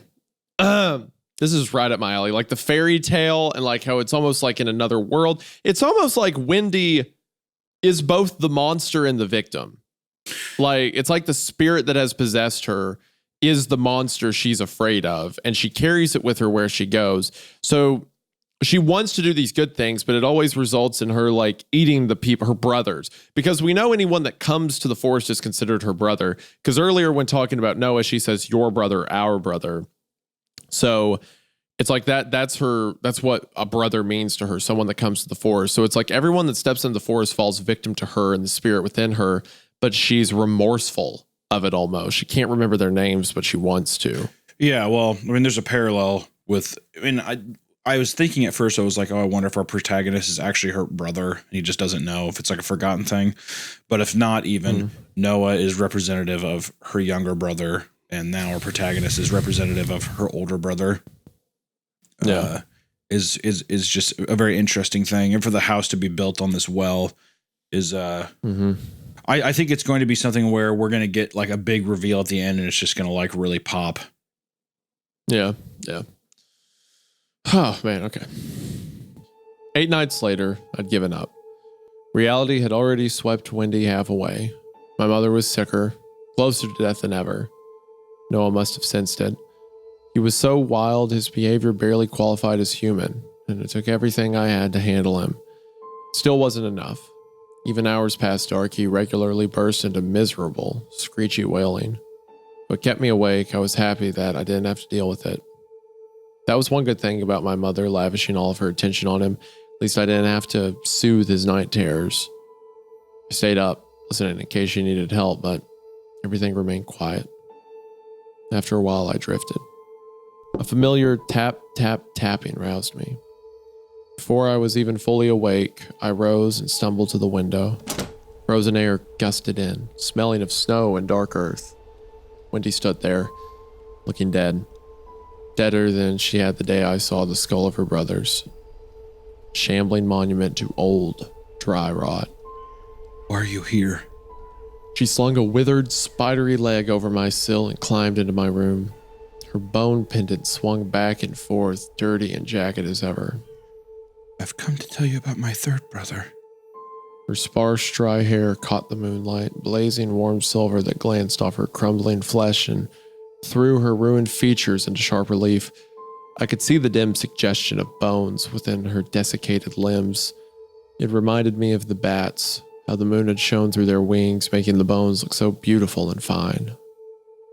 He was the youngest of all. Barely more than a baby. Sick, frail, and slow. Just like your brother. Very slow, but smart enough to listen to me. She lurched forward with a series of soft clicks, exposed bones of her feet tapping the floor. He never went into the forest. He never tempted the monster. He did exactly what I told him.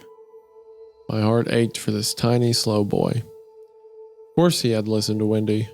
This ancient, shambling horror, whispering dire warnings of monsters and dead brothers and eyes and flowers grown from carnage. What could a tiny boy do but listen? I saved him from the monsters. She rasped. Dull yellow eyes glinted in her face.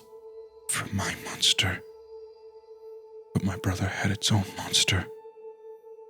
His monster tried to starve him, so I fed him. Berries, acorn paste. He didn't like it.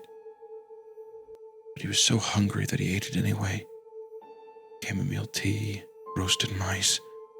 But when my brother didn't die, this monster dashed his head against the wall and hid him under the house. He was cold when I found him. Cold and dead. Brains leaking from his broken head. I couldn't leave him there. Not by the well. Not forgotten in the dark until the end of time. So I ate him. I opened my mouth like this. Her jaw clicked, stretched, contortion I could barely comprehend. I covered my eyes. I ate his arms, his legs, his guts, his bones.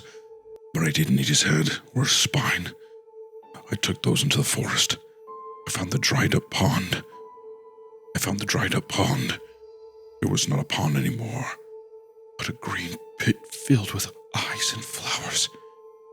My first brother smiled at my approach, and he was enormous by then, the size of a cottage with a mouth like a cave. His head was so smashed, so flat, that one of his eyes had bumped into the other. They bulged now, displaced and scarred with old infections. Looking at them made me cry. How stupid I'd been. How very stupid. Planting him with such a small root. I would not make that mistake again. I planted my third brother in a deep hole with his entire spine so he might grow properly. Big and strong, with a healthy body and mouth that could speak. Instead of filling the hole with earth, I vomited up his body. The skin, the muscle, the bones, and I packed a layer of dirt over it and kissed his ruined head. Did he grow? Yes. Didn't you see him? I thought of the skulls. So many boys, so many tragedies, all of them forgotten. I began to cry. She came closer. I steeled myself for a mummified horror. But no, it was only Wendy. Dear, wrinkly, lovely Wendy. Do you want to meet him? Do you want to meet them? My brothers? I felt like a deer trapped in the headlights of an onrushing monster truck. She took my hand. Her skin felt dry and scratchy and burning hot. Please. I know they'll love you. Real heroes do difficult things, terrifying things. And it's easy, because in fairy tales, everything turns out right in the end. So I climbed out the window and followed Wendy into the night. Oh shit, here we go. End of part 2. All right, one more part left. Part 3, Wendy's taking him into the forest by the pond, Agmessian, to meet this giant amalgamation. I'm wondering if she's going to like lead him into like a cave, and like all these things are representative of like the brothers that have grown, you know? Yeah. Yeah. Like all they're probably the trees. Because there's a mention of like, there's trees under your house. They fight the mushrooms. It's like she's a spirit of the trees almost, right? Yeah. Which it's like, because she said I can appear here because there's trees under your house. So maybe she can be wherever the trees is, and maybe, you know, the spirit inside of her, that's where the monster came from. It's something of the trees. That's why she's afraid of the forest. Man. All right. You ready? Yep. This is so good. This is so good, man. Oh. Part 3. The dead girl in my yard wanted me to be a hero. Owls watched as we trekked through the yard. A bat dived and landed on my shoulder, squeaking affectionately before taking off again. Raccoons lumbered through the grass, dark eyes shining. Wendy and I reached the miner's lettuce, dropped to our bellies, and crawled through the burrow. It's even colder now. Delicate layers of ice covered the mud and crunched under my weight. The walls felt dangerously narrow around my shoulders. With a panicky pang, I realized I would soon be too big, too old for the burrow. Oh, that's interesting. Only the young, only like kids can slip through it. It's very Neverland, right? Like, you know. I mean, very fairy tale-esque for sure. Yeah, very fairy tale. Wendy's stiff, wrinkled dress rasp. Oh, she's wearing a dress? I didn't realize she was wearing clothes. Yeah. This is talking about like her skin. Okay. Wendy's stiff, wrinkled dress rasped against the walls until it grew sodden with mud and half-melted frost, when it began to squelch. I preferred it to the dry hiss because the dry hiss reminded me of long, rotten limbs unfolding in the winter forest. After a timeless span that could have been 10 minutes or 10 years, we emerged into the clearing of brothers. I crawled out with a relieved sigh. The night was cold, but warmer than the tunnel had been. I rubbed my arms and looked around for Wendy. A great rumble sounded behind me. I spun around with a shriek, expecting to see the silver eyes and the sleek white form of a cougar. It was a head. An incomprehensibly gigantic head. Oh, brother. Oh, this is so cool. Squashed on one side. The eyes had merged into a great lumpy orb covered by thin flesh. An infection split the eyelid, revealing dim, murky light the color of lamp-lit pus. Its mouth, thin, frog-like, ugly, tragic, split apart, widening until it was the size of a cave. A thin, moon-pale form slid down the side, whooping happily, and hit the ground in a puff of dead leaves and dirt. Wendy, of course. She stood up, dusting herself off, and spread her arms. Meet my brothers. There were so many. Heads, mostly, but bodies too, varying states of wholeness. Some were little more than face and throat. Some had their shoulders, some had entire torsos, and some had arms. All sprouting from the leaf-strewn earth. Many looked rotten, a few fleshless. One had a twisted spine, a strongly muscled torso, and a small head that had been smashed in. Nevertheless, his eyes shone with joy. Those that did not have eyes had wet sockets that glistened and cracked lips that opened in wide, happy smiles. Their heads twisted excitedly, jaws clicked. Behind them, in a great pit exploding with vines and flowers, I saw something else. Long and horrifically thin, covered in what looked like 1,000 eyes. They're always so happy to see me. I love them so much. Dread and horror were eating me alive. How are they living? Wendy's face fell. Because I feed them things that are alive. I don't want to, but I have to. I feed the mice, the squirrels, the birds, and the animals that live in the forest. It's all right, because those things are all a part of the forest. And the forest is the monster. It isn't enough to grow them, especially not now, since I have no more pond to water them with. But it keeps them alive. And one day, when the monster is finally dead, I'll cut them up and feed a piece to each of them, and that will make them all whole again. Her brothers sent up what cheers they could from the rumbling roar of the great head to the chattering of baby teeth and fleshless tiny jaws. How many brothers did you have, Wendy? I don't remember, but they're all here now. I looked around the clearing, tears stinging my eyes. There were so many, so very, very many. Did the monster kill all of them? Not all. I killed some. Sometimes to feed my other brothers, but only if they weren't going to be alive for long anyway. And then I planted them here, so they wouldn't really die. Sometimes I killed them to keep them from being swallowed up into the hungry trees and becoming the monster. Their chatter grew louder, swelling into a deafening crescendo. Now sit down and listen, because I'm going to tell you about the monster now. Boy. That thing I said about like, maybe there's one spirit, or like the vampire example. Maybe it's like she is the offspring of some greater entity. It was the other way around. She's the entity. She's the thing that is bringing these boys in, killing them. And now they're like the subjects of her brothers. Yeah, I thought that it was going to be that she was going to like want a friend and she was going to be like, you should eat your brother. But now I just realized that she was gaining his trust to where I think she's going to eat him. He's going to be one of these mini brothers. Yeah. He's going to join the garden. All at once, her brothers fell silent. I felt their eyes, the bright ones, the rotten ones, the gray, decayed, jellied ones, the empty sockets, fixed on me. I wanted to run, but if a hero is to succeed, he must learn everything he can, even from someone who might be a monster.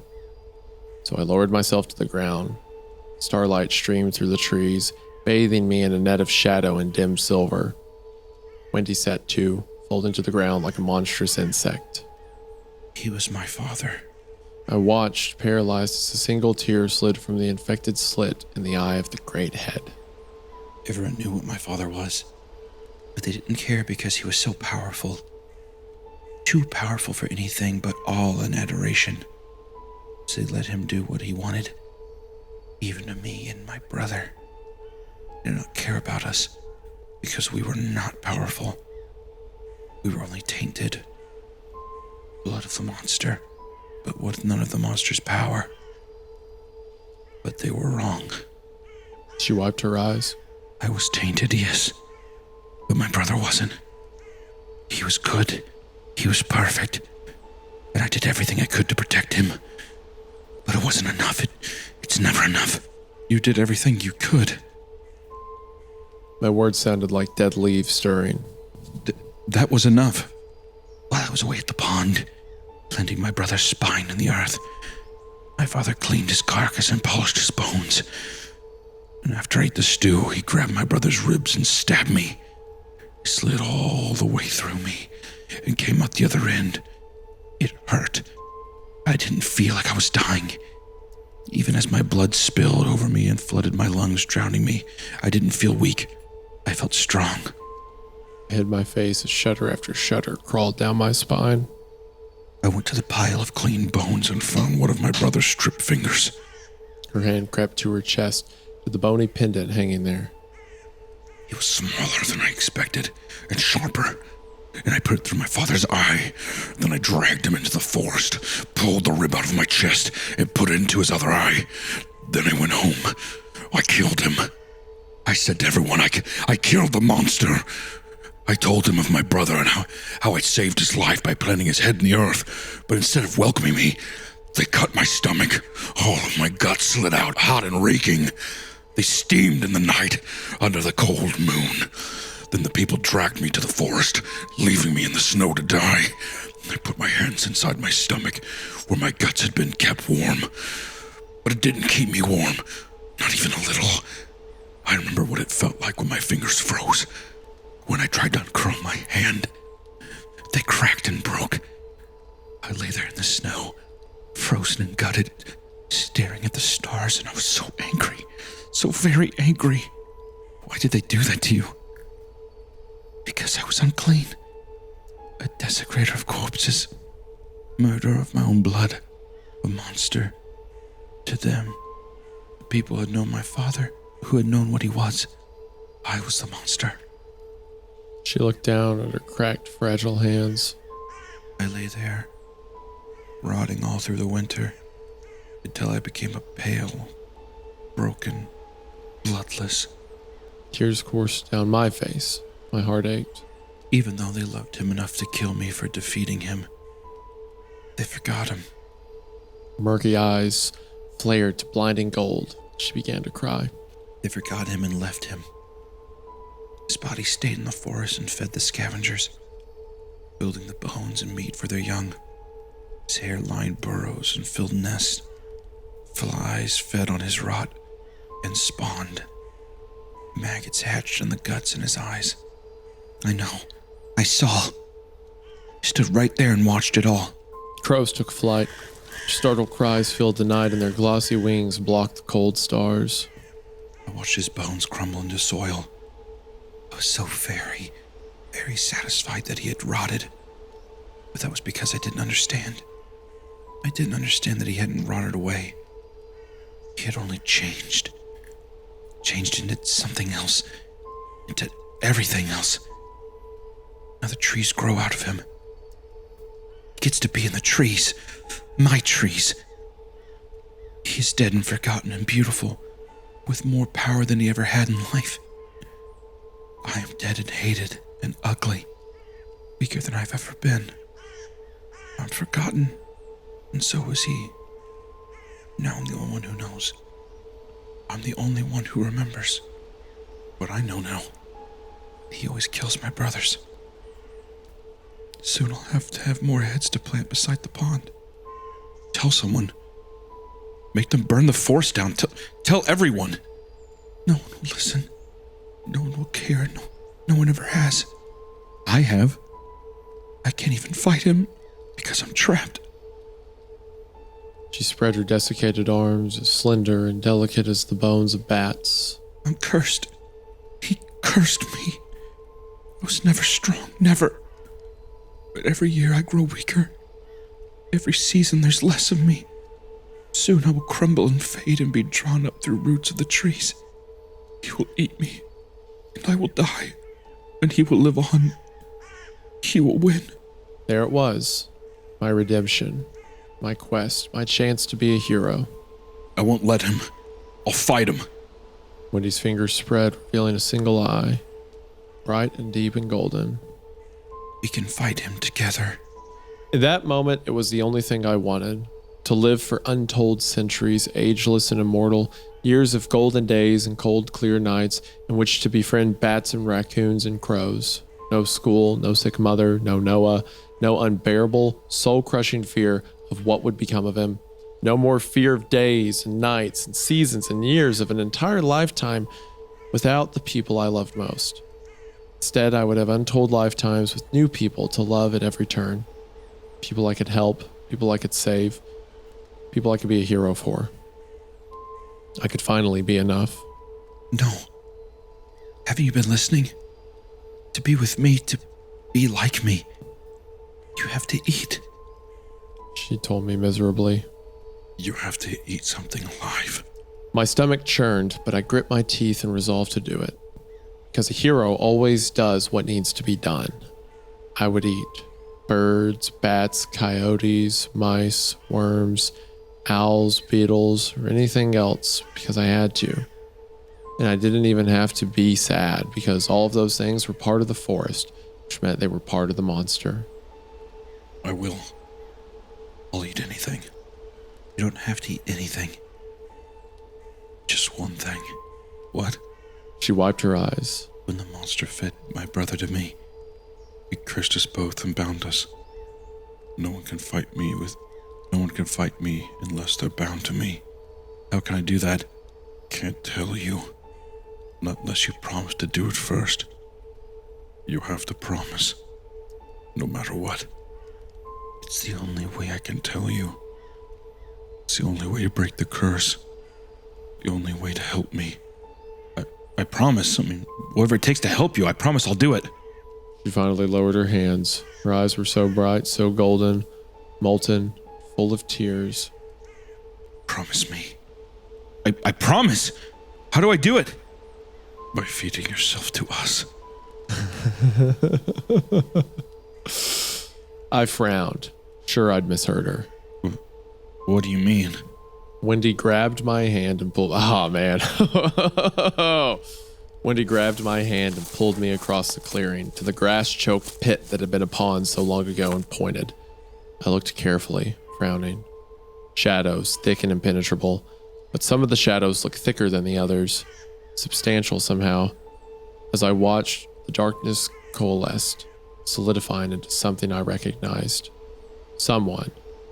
Noah was in the pit, sleeping fitfully. His breathing was irregular and wet, as if he'd been crying. It felt like my heart had stopped. Why is he here, Wendy? I'm keeping him safe. I told you, I always keep my brother safe. No, I won't. You promised. My father will kill you anyway. He kills everything my brothers love best. I wish it could be you, but you don't want to fight. You want to run away. You want to forget your brother. My brothers don't forget each other. We won't forget you, neither will I promise. Comprehension dawned. Tears flooded my eyes as all my jealousy, all my anger, all my resentment flooded my heart. Scorching, all-consuming, a flood of golden lava burning me alive. I shook my head. She nodded, all silver moonlight and rich darkness and eyes like suns. You are my brother, and you are his brother. You alone can bind us. My eternity of moon-silvered nights and velvety bats, of gloom-golden mornings and shattering crows, of dark burrows and oaks with canopies like giant spiderwebs, of people who needed me, people I could help, people I'd been enough for, fell away. Noah would have that life, that eternity of animals and trees and magic. Noah, who was my mother's favorite. Noah, who got everything she could give, even though he did nothing, even though I did nothing. Noah was enough. I wasn't enough. I was only the oldest, paving the way for the youngest. You look so angry. So very, very angry. Just like me. She reached out and stroked my face. Her finger was papery and hot, like ashes. It has to be this way. You'll still be the hero. You'll die to make sure we can kill the monster. And then you'll rest. No sadness to drown you. No hate to eat you. No future to frighten you. Only a long, dark wait. But it won't last forever. Because I'll follow one day. After I've taught our brother everything he needs to know. Then we'll be together. Maybe we'll come back here again. But for joy, not for anger. We won't have to be angry. Because Noah will remember. No. I stepped back. Wendy slid forward, an undulating nightmare of rot and night. My father will kill you anyway. And then where will your brother be? When your mother dies, he'll linger in the house for days, crying and cuddling her wet, rotting body, holding her eyes open each morning until they sink like wet jelly in her sockets, stuffing food into her yawning mouth until all the food is gone. Then I'll die too. Alone, starved, frightened, without even the brains to comprehend that she's dead, wondering why you've left him. Is that what you want? Or do you want him to live? To see the moon rise and the sun rise more times than he could ever count, and years of snow and wind and sun? Do you want him to climb trees and sing to the moon? To befriend the bats and speak the language of the crows? I want that! The words echoed, rolling back at me like dying waves. I want that. I want. I. Wendy's golden eyes burned. I know. She looked down at Noah, sleeping peacefully in her dead arms. But there's only one way. Tears streamed down my face. The wind gusted, stinging my raw cheeks. If you won't do it, then he has to. And he could. You're not wrong. He could bind us. Then you'll have everything you want. Felt like I'd been hit by a train. I stared up at her, praying I'd misunderstood as her eyes blazed pits of golden fire. And his life will have meant something. You're the monster, Wendy. The pain in her face, the grief and rage cut me to my core. The pain twisted her into something else, and her face split apart, bearing teeth. Some broken, some perfect, all overgrown and sharp like the fangs of a mountain lion. Monsters eat for eating's sake. I eat to live. I live to remember so that one day I can kill the monster forever. What would you eat for? She shook her monstrous head, then spat. You would eat to forget. What was she, really, this withered, horrific nightmare before me? A ghost, a demon, a trapped spirit so hell-bent on vengeance she drove herself insane? Was she a liar all along? Or was she broken? Had her own hatred, her own misery, warped her into something beyond comprehension? Had her father, her monster, bled into her over untold centuries, corrupting her, possessing her? Was she old and lonely and sick, and just too hurt, too angry, too sad to die? Or was she right? I was so weak. A child broken and helpless. All I had was love. When the monster took that from me, all I had was anger. Until I found love again. When he took that, my anger grew. Again and again, 10 times, 100 times, 1,000 times.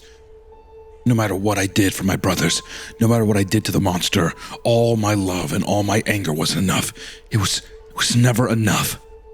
Glanced at Noah, nestled in her arms. He was enough. He was always enough. I'm trapped. And my brothers, all of them are trapped. I'm their keeper. In more ways than one.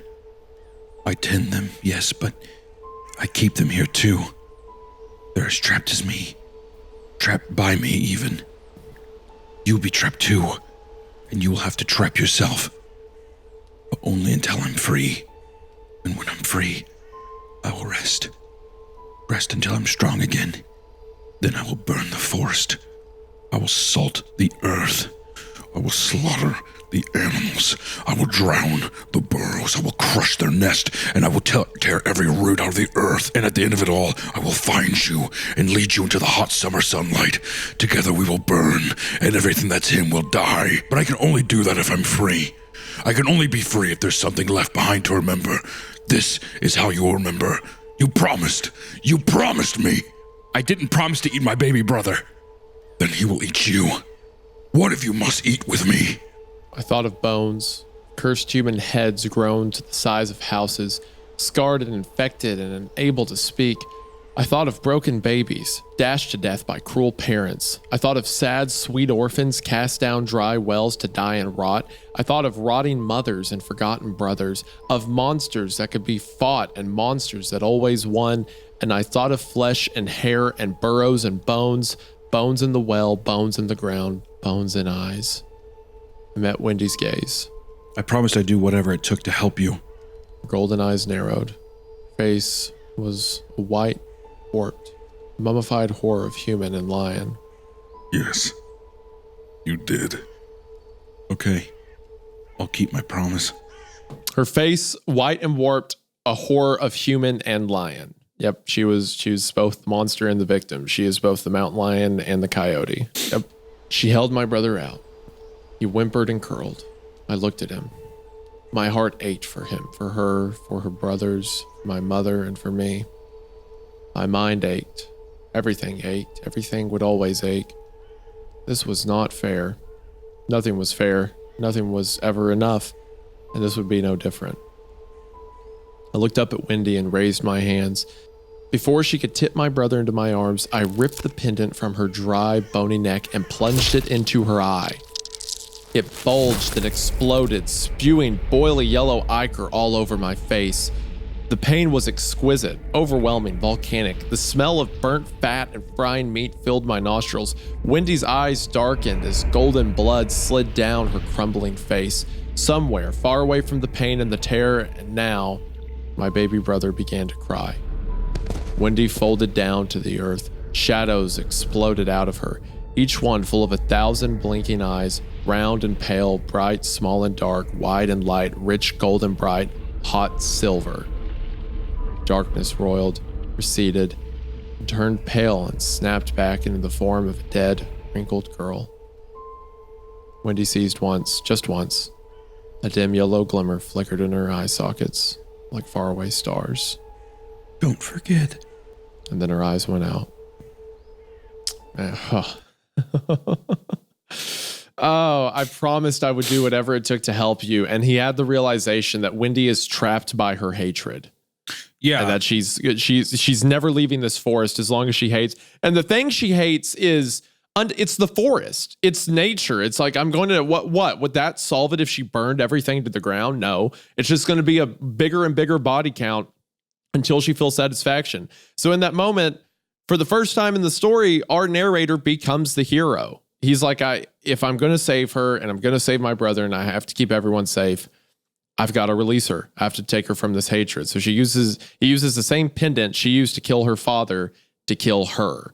And in it, like, the brother was never even there. Noah was never even there. He awakes far away. It was just the representation. Like a lot of the stuff with the story, there's the spiritual and the physical. But he kills Wendy. And in her final words, she says, "Don't forget." He became the hero. Yeah, I mean, the forest is, it's almost like the forest is Wendy too. The forest is everything she loves. It's like, there's such a great parallel there with Wendy is alive and dead. There's such a great parallel with the protagonist and Wendy, because at the beginning of the story, the protagonist clearly does not, he hates himself. He hates the situation he's in, all this stuff. Wendy is the direct result of never being able to move on or let go from the tragedy of loss. And I think that, like, it's just kind of interesting. I mean, like, even the protagonist, it's just kind of interesting. Like, Wendy is, it's like whenever people die and through these like natural tragedies and stuff, or like sickness and everything, you yourself die. Like, you kind of lose a bit of yourself every time too. So to her being representative of being like half dead and half alive and kind of just like existing purely through hatred is really interesting. It's also just kind of, it's like a direct parallel of like, that is what the protagonist is supposed to become, but he sees, like, he kind of like, I don't know, sees it and is able to reconcile that, like, this is like no way to live. Like, the best thing that could have happened for Wendy is to slip away, like, let go kind of thing. Yeah, if he's going to save the princess and he's going to slay the monster, he has to do both at once. I woke in the morning, frost tacked me to the ground, and it was so cold my bones ached. Tried to fall asleep again, but Noah was crying. Then screaming wails that echoed as though from a distance. I grimaced, then sat up. I saw him wandering through the yellow grass. My heart jolted. I shot up and stumbled back, falling. Wendy lay there, empty and pale and so very, very dead. Her bone pendant jutted from her socket. I touched her stiff, dry hair nervously. Gone. Forgotten, along with her brothers and the monster who had destroyed them. I stared at her for a long time as the sun crept high and Noah continued to cry. Noah, facing a life without his family, left in a broken system and lost. Forgotten. I wondered about myself. As the sun strengthened and filled Wendy's dry, empty sockets with light again, I realized I didn't know myself.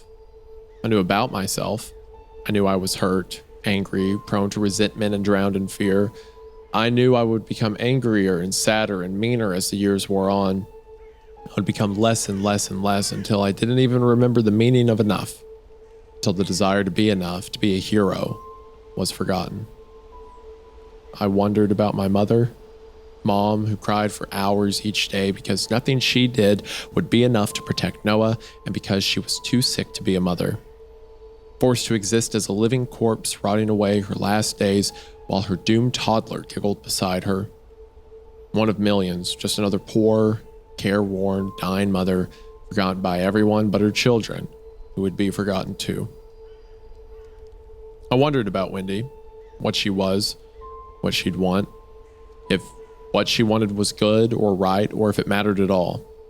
And I wondered about her curse, her binding. If brother could bind sister and father, or sister to brother, could sister bind brother to brother? And could brother bind mother to son?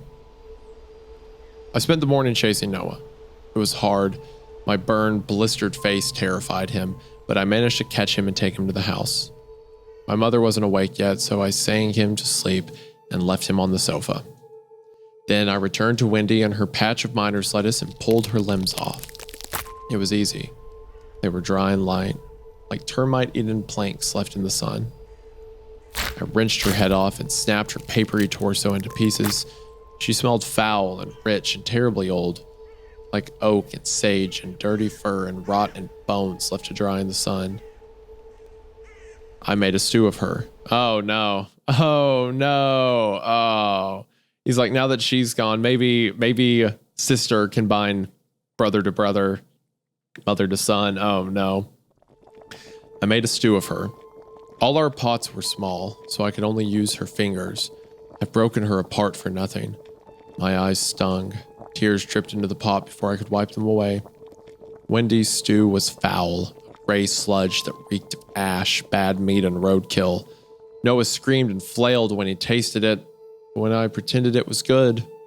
So delicious. It's healthy. It'll make you big and strong. Noah, it'll make mom happy. He acquiesced. Though he gagged and choked, he drank it all and didn't throw up. Then, momentarily grateful the pot was so small, I took a cleaver and, with an earth-shattering scream, chopped 2 of my fingers off. Pain was awful, almost too great for me to comprehend, but compared to the wildfire burning of Wendy's eyes, it was nothing. My head was clear as I bandaged the stumps and then proceeded to make a stew of myself. I made Noah drink half. He ate it gratefully. I suppose because it was far less disgusting than Wendy's stew. Then carried the remainder to my mother's room. I had no idea how to make her eat it. I'd have to force her. She'd think I was insane. She'd think I'd hated her. But that was all right, because even though she didn't know it, this would save her. This would finally be enough. She would have her eternity of crows and bats, of battling monsters and befriending feral cats. She would protect my brother until the end of time. I pushed open her door. Odor erupted like a jack-in-the-box. Blood and bile, vomit and urine and feces. I set the bowl on the floor and tried to shake her awake. She was thin, a flesh-covered skeleton with bones as fine as bat wings and cold. As cold as Wendy was warm. The room tilted. Sunlight bled through the curtains, murky and golden. I tried to pick her up. My fingers sank into cold, congealed vomit, and I let go. Her face was dark and purple where she'd lain on her side. Her lips, nose, and eyes were flattened, just like a pumpkin's that had grown on its side. I wrapped my arms around her and snuggled down beside her. Blood and shit smeared my clothes, my arms, my face. I didn't care. I only hurt. When Noah finally wandered in, wailing and crying so hard he was gagging, I came to my senses and forced him out. Then I picked up the bowl of finger stew and dribbled it into my mother's mouth. Came right back out again. So I propped her up and tilted her head back, shuddering when another cloud of stench burst out of me. I poured the soup in carefully, watching as mouthful after mouthful drained as slowly as a clogged bathtub. The meat would not go down, so I reached in. The inside of her mouth was cold, slimy, and puffy. The sensation made me gag, but I pushed until every speck of meat and bone had disappeared down her throat. Then I closed her mouth and laid her back, pulling the soiled blankets to her chin. I leaned in and kissed her forehead. Faint taste came away on my lips, something that reminded me of ashes, dirty fur, sage, and cold, clear nights. Then I left her room and closed the door behind me. I sang Noah to sleep in his own room, went back to the miner's lettuce with a garbage bag. It was unceremonious, but I intended to gather Wendy's remains and drag them to the other end of her burrow. I wanted to lay her to rest with her brothers, and if she rotted, if her bones crumbled, if the hungry trees took her up through the roots, so be it. If she became part of the forest, perhaps she could finally take her trees back from the monster. But when I got there, she was gone. Terror and joy writhed in my chest. I dropped to my knees to peer into her burrow, praying to see her yellow lens flare eyes, but her burrow was empty. It was madness, but I crawled in anyway. The walls felt smaller than ever, and I knew in my heart that this was the last time I would ever pass through it. After an eternity in the dead, claustrophobic dark, I found the clearing. I drew a sharp breath and dragged myself out. Something glistened in my periphery. A skull, of course. Old, discolored, heartbreakingly small, supported by a single vertebra protruding from the ground. Grass and wildflowers grew around it. Next to it was a jagged, gleaming stake. Not a stake, a spinal column, topped by a broken skull, fragile, shattered, leaving only a jaw and the right cheekbone. Beyond them, spreading through the glade, were too many skulls to count, but no heads, certainly no bodies. Why have you come back? I shot up with a scream, expecting to see eyes. Which would be worse, silver eyes or gold? I saw neither. Before me was another monster I'd already seen. Tall and horrifically thin, with enormous glossy wings like a crow. Feathers and fur coated his narrow body. Black feathers, thick golden fur, and among them, glistening through the strands, eyes. Too many eyes to count. Is Wendy here? Our sister is with you, isn't she? No.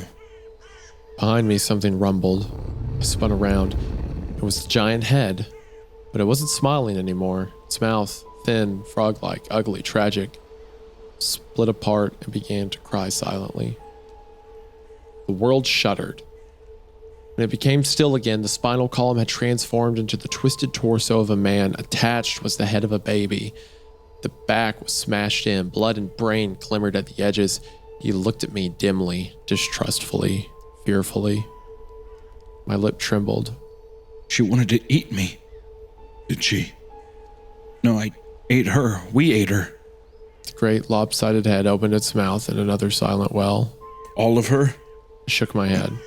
That our sister's in the trees. The feathered monstrosity said. Will the monster eat her? Looked at me with its countless eyes, the round, curious eyes of raccoons, the bright black orbs of ground squirrels, the dark, star-eyed of crows. Our sister will eat you if she finds you.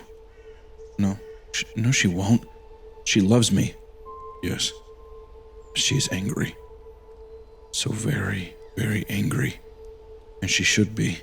For an instant, I saw something out of the corner of my eye, elongated and twisted, with teeth exploding from a long, broken jaw and papery flesh the color of buttermilk. She knows you're here. Another multitude of eyes blinked open, gleaming among the fur and feathers. Run. Instead, I began to cry. I sat down, covered my eyes with my free hand, only dimly aware of the raw blisters under my fingers, and waited, and waited, and waited. When I opened my eyes, her brothers were gone. All that remained were the skulls, with a thicket of flowers in the center.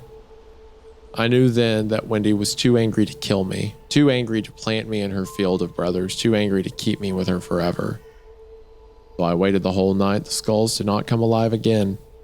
I left as dawn filtered through the trees, bathing the clearing in dim, shadowed gold. I walked through the forest, making as much noise as I could, trying to attract the monster with silver eyes, but it didn't come for me. When I got home again, Noah was gone. I understood somehow. He had been deemed suitable for the field of brothers. Of course he was. He was the youngest. He was enough. He was always enough. I ran back to the burrow, so sad and so very, very angry. Angry enough to demand my place beside my brother, no matter the cost. If Wendy killed me for it, that would be fine. My blood would water the ground and help our brothers grow. But the burrow was gone. I curled up in the miner's lettuce and cried. I hoped that a bat or a crow or a raccoon or perhaps a sad little cat would join me. None did. No one ever did. I returned to the house, sobbing and screaming so loudly the earth should have broken apart because I was no hero. I was only the oldest brother, arrogant and selfish and unforgivably foolish. The door to my mother's bedroom was open. I thought of Noah, crawling into bed with her and trying to wake her and feed her just as I had, and wept harder. I would crawl into bed with her, I decided. Crawl in and hug her, just as Wendy said Noah would do, and hold her until her eyes turned to jelly and her skin turned to foul liquid that drenched the bed. Maybe I would die too. When I entered, her bed was empty. I checked the floor, then, with fear jumping in my guts, under the bed and inside her closet, nothing but clothes that were far too big for her now, and makeup she would never wear again. Then I went to Noah's room, half expecting to see that Noah had dragged her there, that he wasn't in Wendy's field of brothers after all, just holding our mother in his room and crying, but neither of them were there either. Seized with an instinct I did not understand or analyze, I bolted out of the house and out the back door. I scanned the yard, its sparse trees, its familiar rocks, its rolling slope, all the way down to the miner's lettuce. There, in the deep golden twilight, half hidden among the growing shadows, was my mother. Next to her was Noah, tiny as ever and rubbing his eyes. Relief flooded me, so overwhelming I nearly sank to my knees, but I couldn't. If I did, I would never get up in time to catch them, so I kept going, dipping so low I almost fell and lumbering toward them. It was like running in a dream. No matter how hard I tried, each step took an eternity. Then something long and thin unfolded in the miner's lettuce, rising in a single, boneless movement. A terribly skinny girl with buttermilk skin and dry, stiff hair. My mother and Noah looked at her, then up the slope at me. Their eyes had changed. They were bright and strange now, shining in the falling dark like golden lens flares. Took another shambling step forward, but Wendy turned to face me and shook her head. Then she took my mother by the hand and led her away, out of the miner's lettuce and into the rolling hills beyond, to their first cold, clear night of eternity. I stayed behind because I was the oldest brother, because my purpose was to pave the way, and because this was not my fairy tale. Oh, dude. Oh.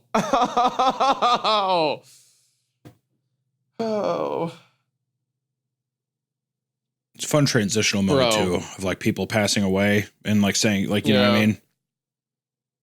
Yeah, like the whole story. I mean, the fairy tale motifs come up, and he's kind of been earlier, like, I want this to be my story. This was supposed to be my success. And it's like, at the end, he's like, maybe this can bind them together, but he only wants that if he's a part of it. And it worked. He made his brother and his mother into the same entity. His mother, who it seems was dead, he came to his mother's body and like force fed it. And it made them into the entity that Wendy was. And now they get to live that out, but it's without him. He was just a piece in the story. It was never his story.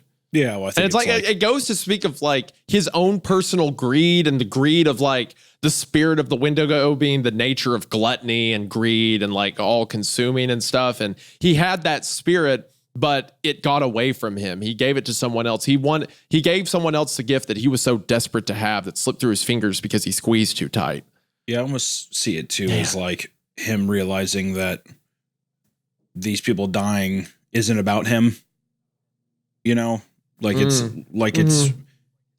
for them. It's not like, his tragedy. It's their story. Like their passing is their story. It isn't him. Like I think he kind of understands, I guess, how selfish he was by thinking how much this is affecting himself and all this stuff and how resentful he felt versus, I guess, just trying to be helpful or supportive in that time for their transitional stage, you know, for their story.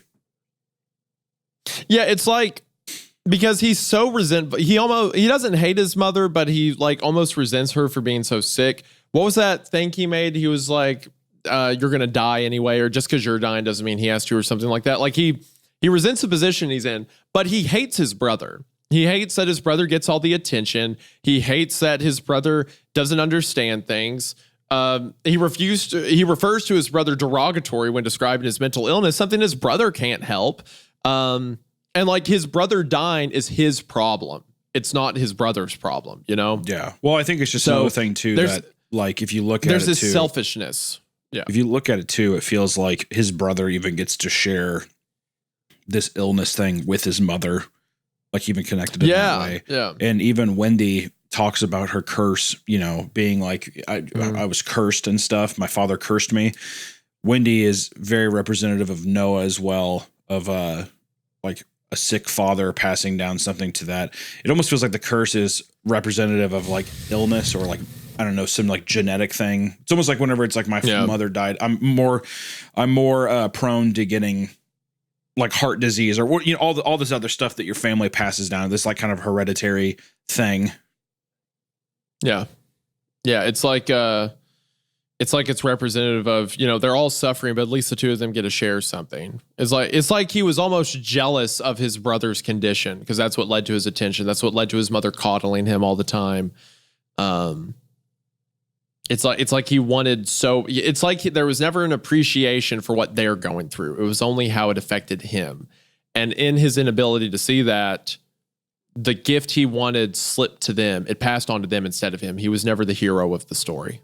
Many years later, long after I'd grown, I returned to the house.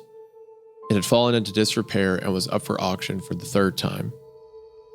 My squat, brooding castle now had a ruined roof haphazardly patched by cascades of dead leaves and abandoned bird nests, and holes in the walls large enough to accommodate small cars. Inside, cascades of dead leaves covered the floor. Crows lived in the kitchen, and a family of raccoons had taken up residence in my old room. That's also cool, how there's trees under your house, and now the house has returned to the same forest that's seen, like with the raccoons and the animals and stuff. Yeah. The window in my mother's room was shattered. Dirty glass glittered on the floor, shining dully like stars on a misty night. There was no furniture, only a faded spray of graffiti across one wall. Noah's room was empty. It smelled like smoke. I wandered outside as twilight bled over the hills. The miner's lettuce was there, green and lush as always. The burrow was not, but I didn't expect it to be. I sat down in the place it had been. The touch of the cool, damp green was so beautifully familiar that I cried. Even though it was windy and painfully cold, I fell asleep to the oceanic rush of the wind through the dying leaves. I woke long after nightfall, on a cold, clear night with blasts of icy wind that shook the trees. When I opened my eyes, I found myself staring at a deep, dark hole. Wendy's burrow. My breath caught, and I pulled myself to a sitting position. There was no mistaking it. Rich darkness broken only by the ghostly whiteness of pale roots, its entrance half hidden in the miner's lettuce. It was smaller than I remembered, half my size, maybe even less. A bat dived low, wings brushing my face as it darted past. I reeled back, heart pounding. When I straightened up, something blinked to life in the burrow, pale yellow lens flares the color of summer moonlight. Something pale and small drifted out, a tiny, delicate hand so thin the moonlight poured through it, illuminating the fine bones and dried tissue within. Smaller than Wendy's hand had ever been. So much smaller. I took it, though it looked cold and dead. It burned as though with fever. Underneath the lens flare eyes, something glimmered dimly, a crescent of small teeth exposed in a smile. The hand let go and withdrew into the burrow. The eyes blinked once, twice, and were gone. Aching deeply, wanting to laugh and scream and burst into tears all at the same time, I'd lay down again and slept. Once upon a time, I was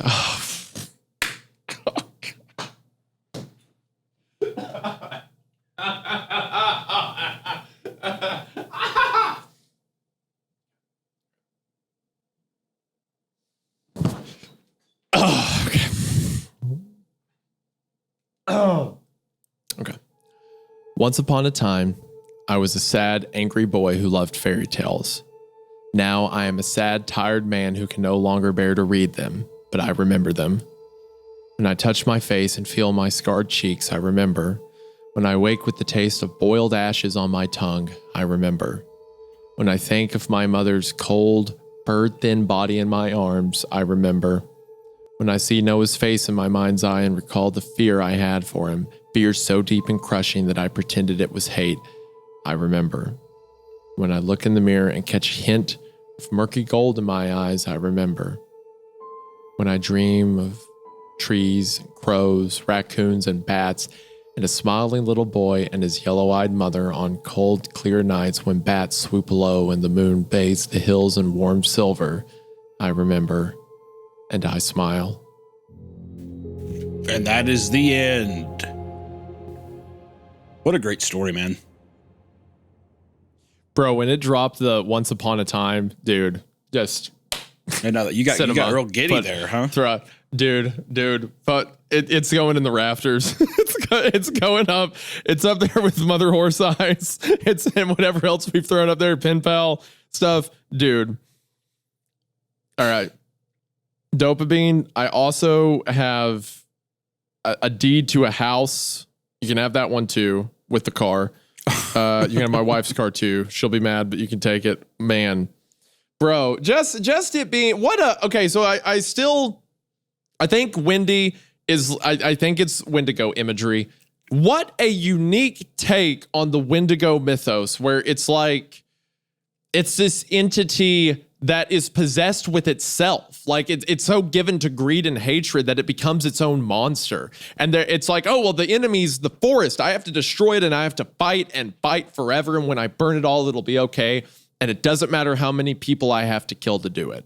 And then our protagonist, who wants to be the hero so bad, realizes he has to release Wendy, but he doesn't realize he has to let go himself too. The same golden glimmer that possessed Wendy possesses him. He still, at the end of the story, sees the glimmer in his eyes. That same greed that possessed her, the hate, is in him. So while he successfully realizes it in her and kills her, he can't let go of it himself. And he tries to give it to his brother and his mother so that he can be with them forever, because he can't let go. Like I said earlier, what gluttony is there more than immortality? He can't let it go. And because of that, they slip through his fingers. And now he's just a man who remembers. He can't read fairy tales anymore, but he remembers them. Yeah. Just like Wendy asked him to do. It passed on. He didn't eat the flesh, but the spirit of what Wendy was now possesses him. It just didn't take effect. He didn't get what he wanted out of it, only the ugly parts. Right. The story, I definitely feel like I like the story more than the hoarder story. Feels very concise. Yeah. Very very thorough. I do think at the end how gruesomely detailed and how disgusting it is finding the dead mom's body. I think that was like visceral and like grotesque. Almost wonder, like there's a couple thoughts I have is wish there was more interaction between the protagonist and his mom a little bit. That was really gut punchy, really hard to have that weird back and forth. And I feel like, which I do think that like the idea is that he says that horrible thing and then we don't see him interact with his mom until she's dead. So it's kind of like the last thing you kind of say is that horrible thing. I still think it would have been fun to kind of talk with the mom and play with that a bit. But I think like even just that disgusting imagery, we saw a little bit of that in the hoarders thing with the trypophobia kind of vibe and, like the fucking like wormy snake in his heel. Really gross.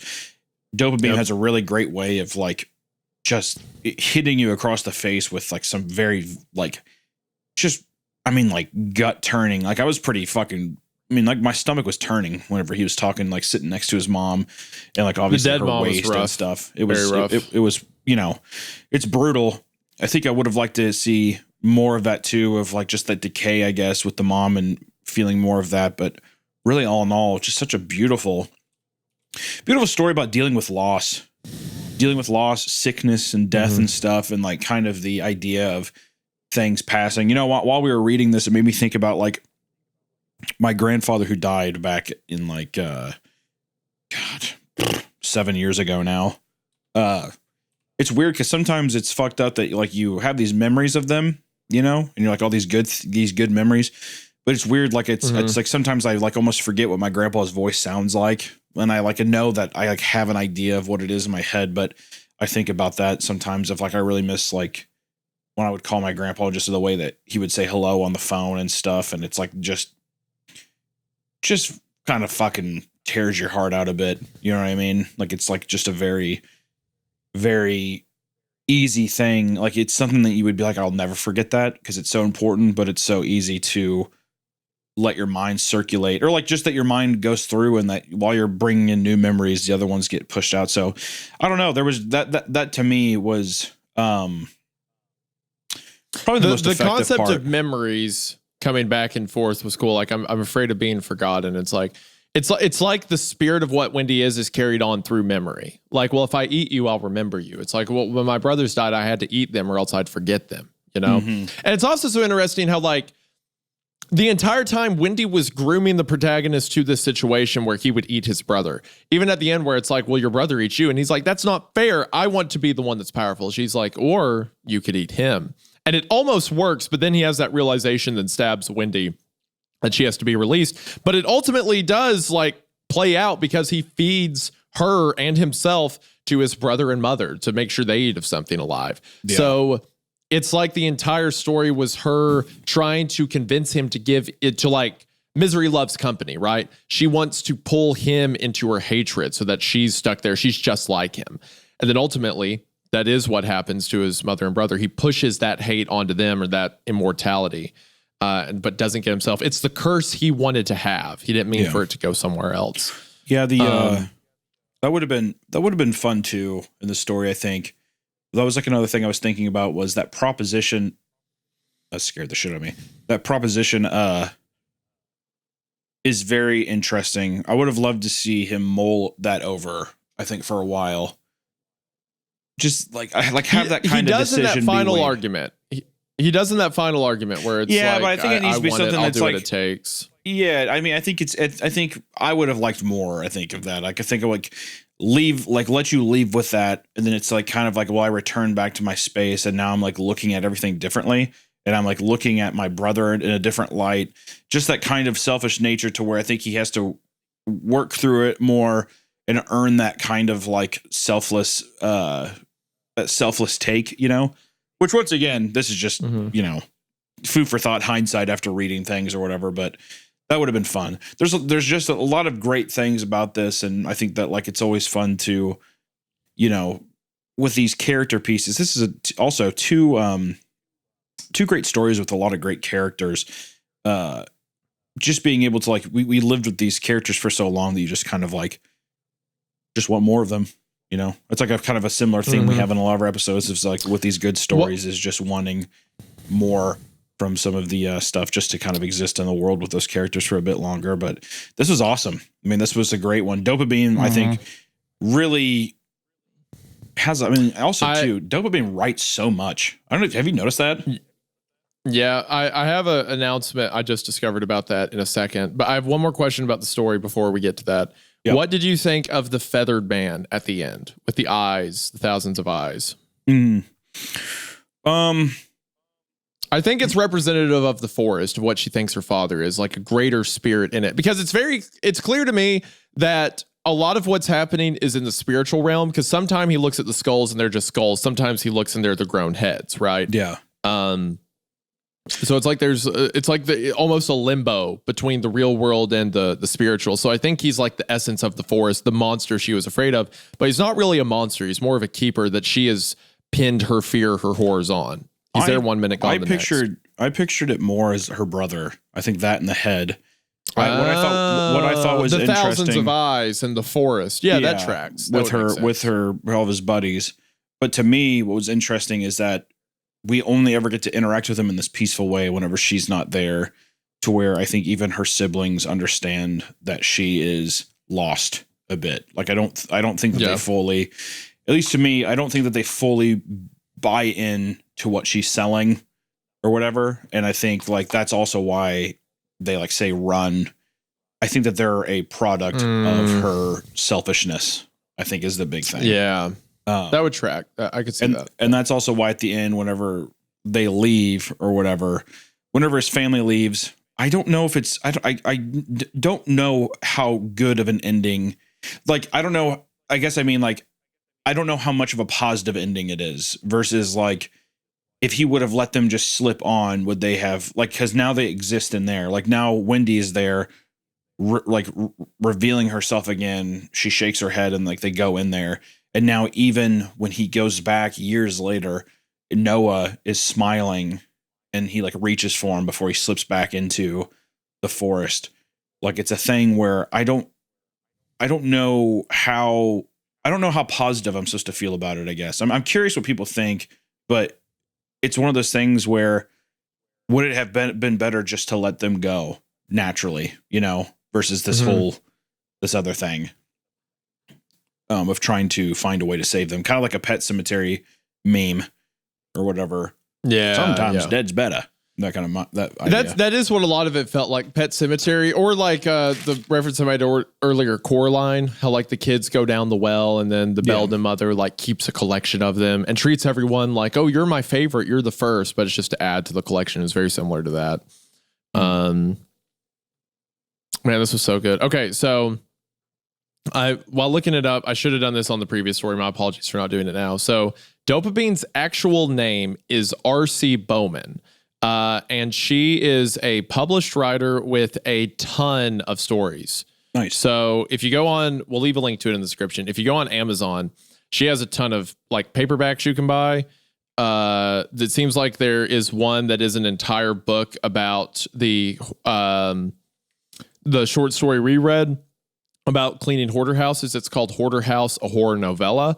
But there's other ones called The Monsters We Forgot, The Monsters We Love, or What Monsters Do for Love, Wondrous Blood, Pearly Gates, The Wish Doctor, a bunch of stuff. So we'll leave that linked in the description. But yeah, R.C. Bowman, true name for Dopamine. I've been blown away, especially by this work, but 2 incredible works, and they write a ton. So you will be seeing more of them in the future. And please support them. They certainly deserve it. Yeah, if you've enjoyed these past 2 stories, please support the author and go on Amazon and pick up some stories to read for yourself. And, anything like that, I think always just supports the author in a great way and just shows that our community cares and, that we support these people and the kind of creative work that they're doing. Just want to, as always, give a shout out to the audio listeners over on Spotify and Apple Podcasts and anywhere where you're listening to it. Thank you so much for listening to us and giving us a nice review over there. Also to our patrons who support this channel and some of the other ventures that we're doing right now. And as always, too, be sure to check out the X1 Entertainment link that we have below for the tour for the Halloween charity show. If you want to support that, feel free. And have a fun Halloween with us and get to support some charity, some donation stuff. So otherwise than that, guys, thank you so much for hanging out with us. We will see you next week. Bye-bye. Yeah, this is just really good. So, yeah. Thank you for watching. Bye.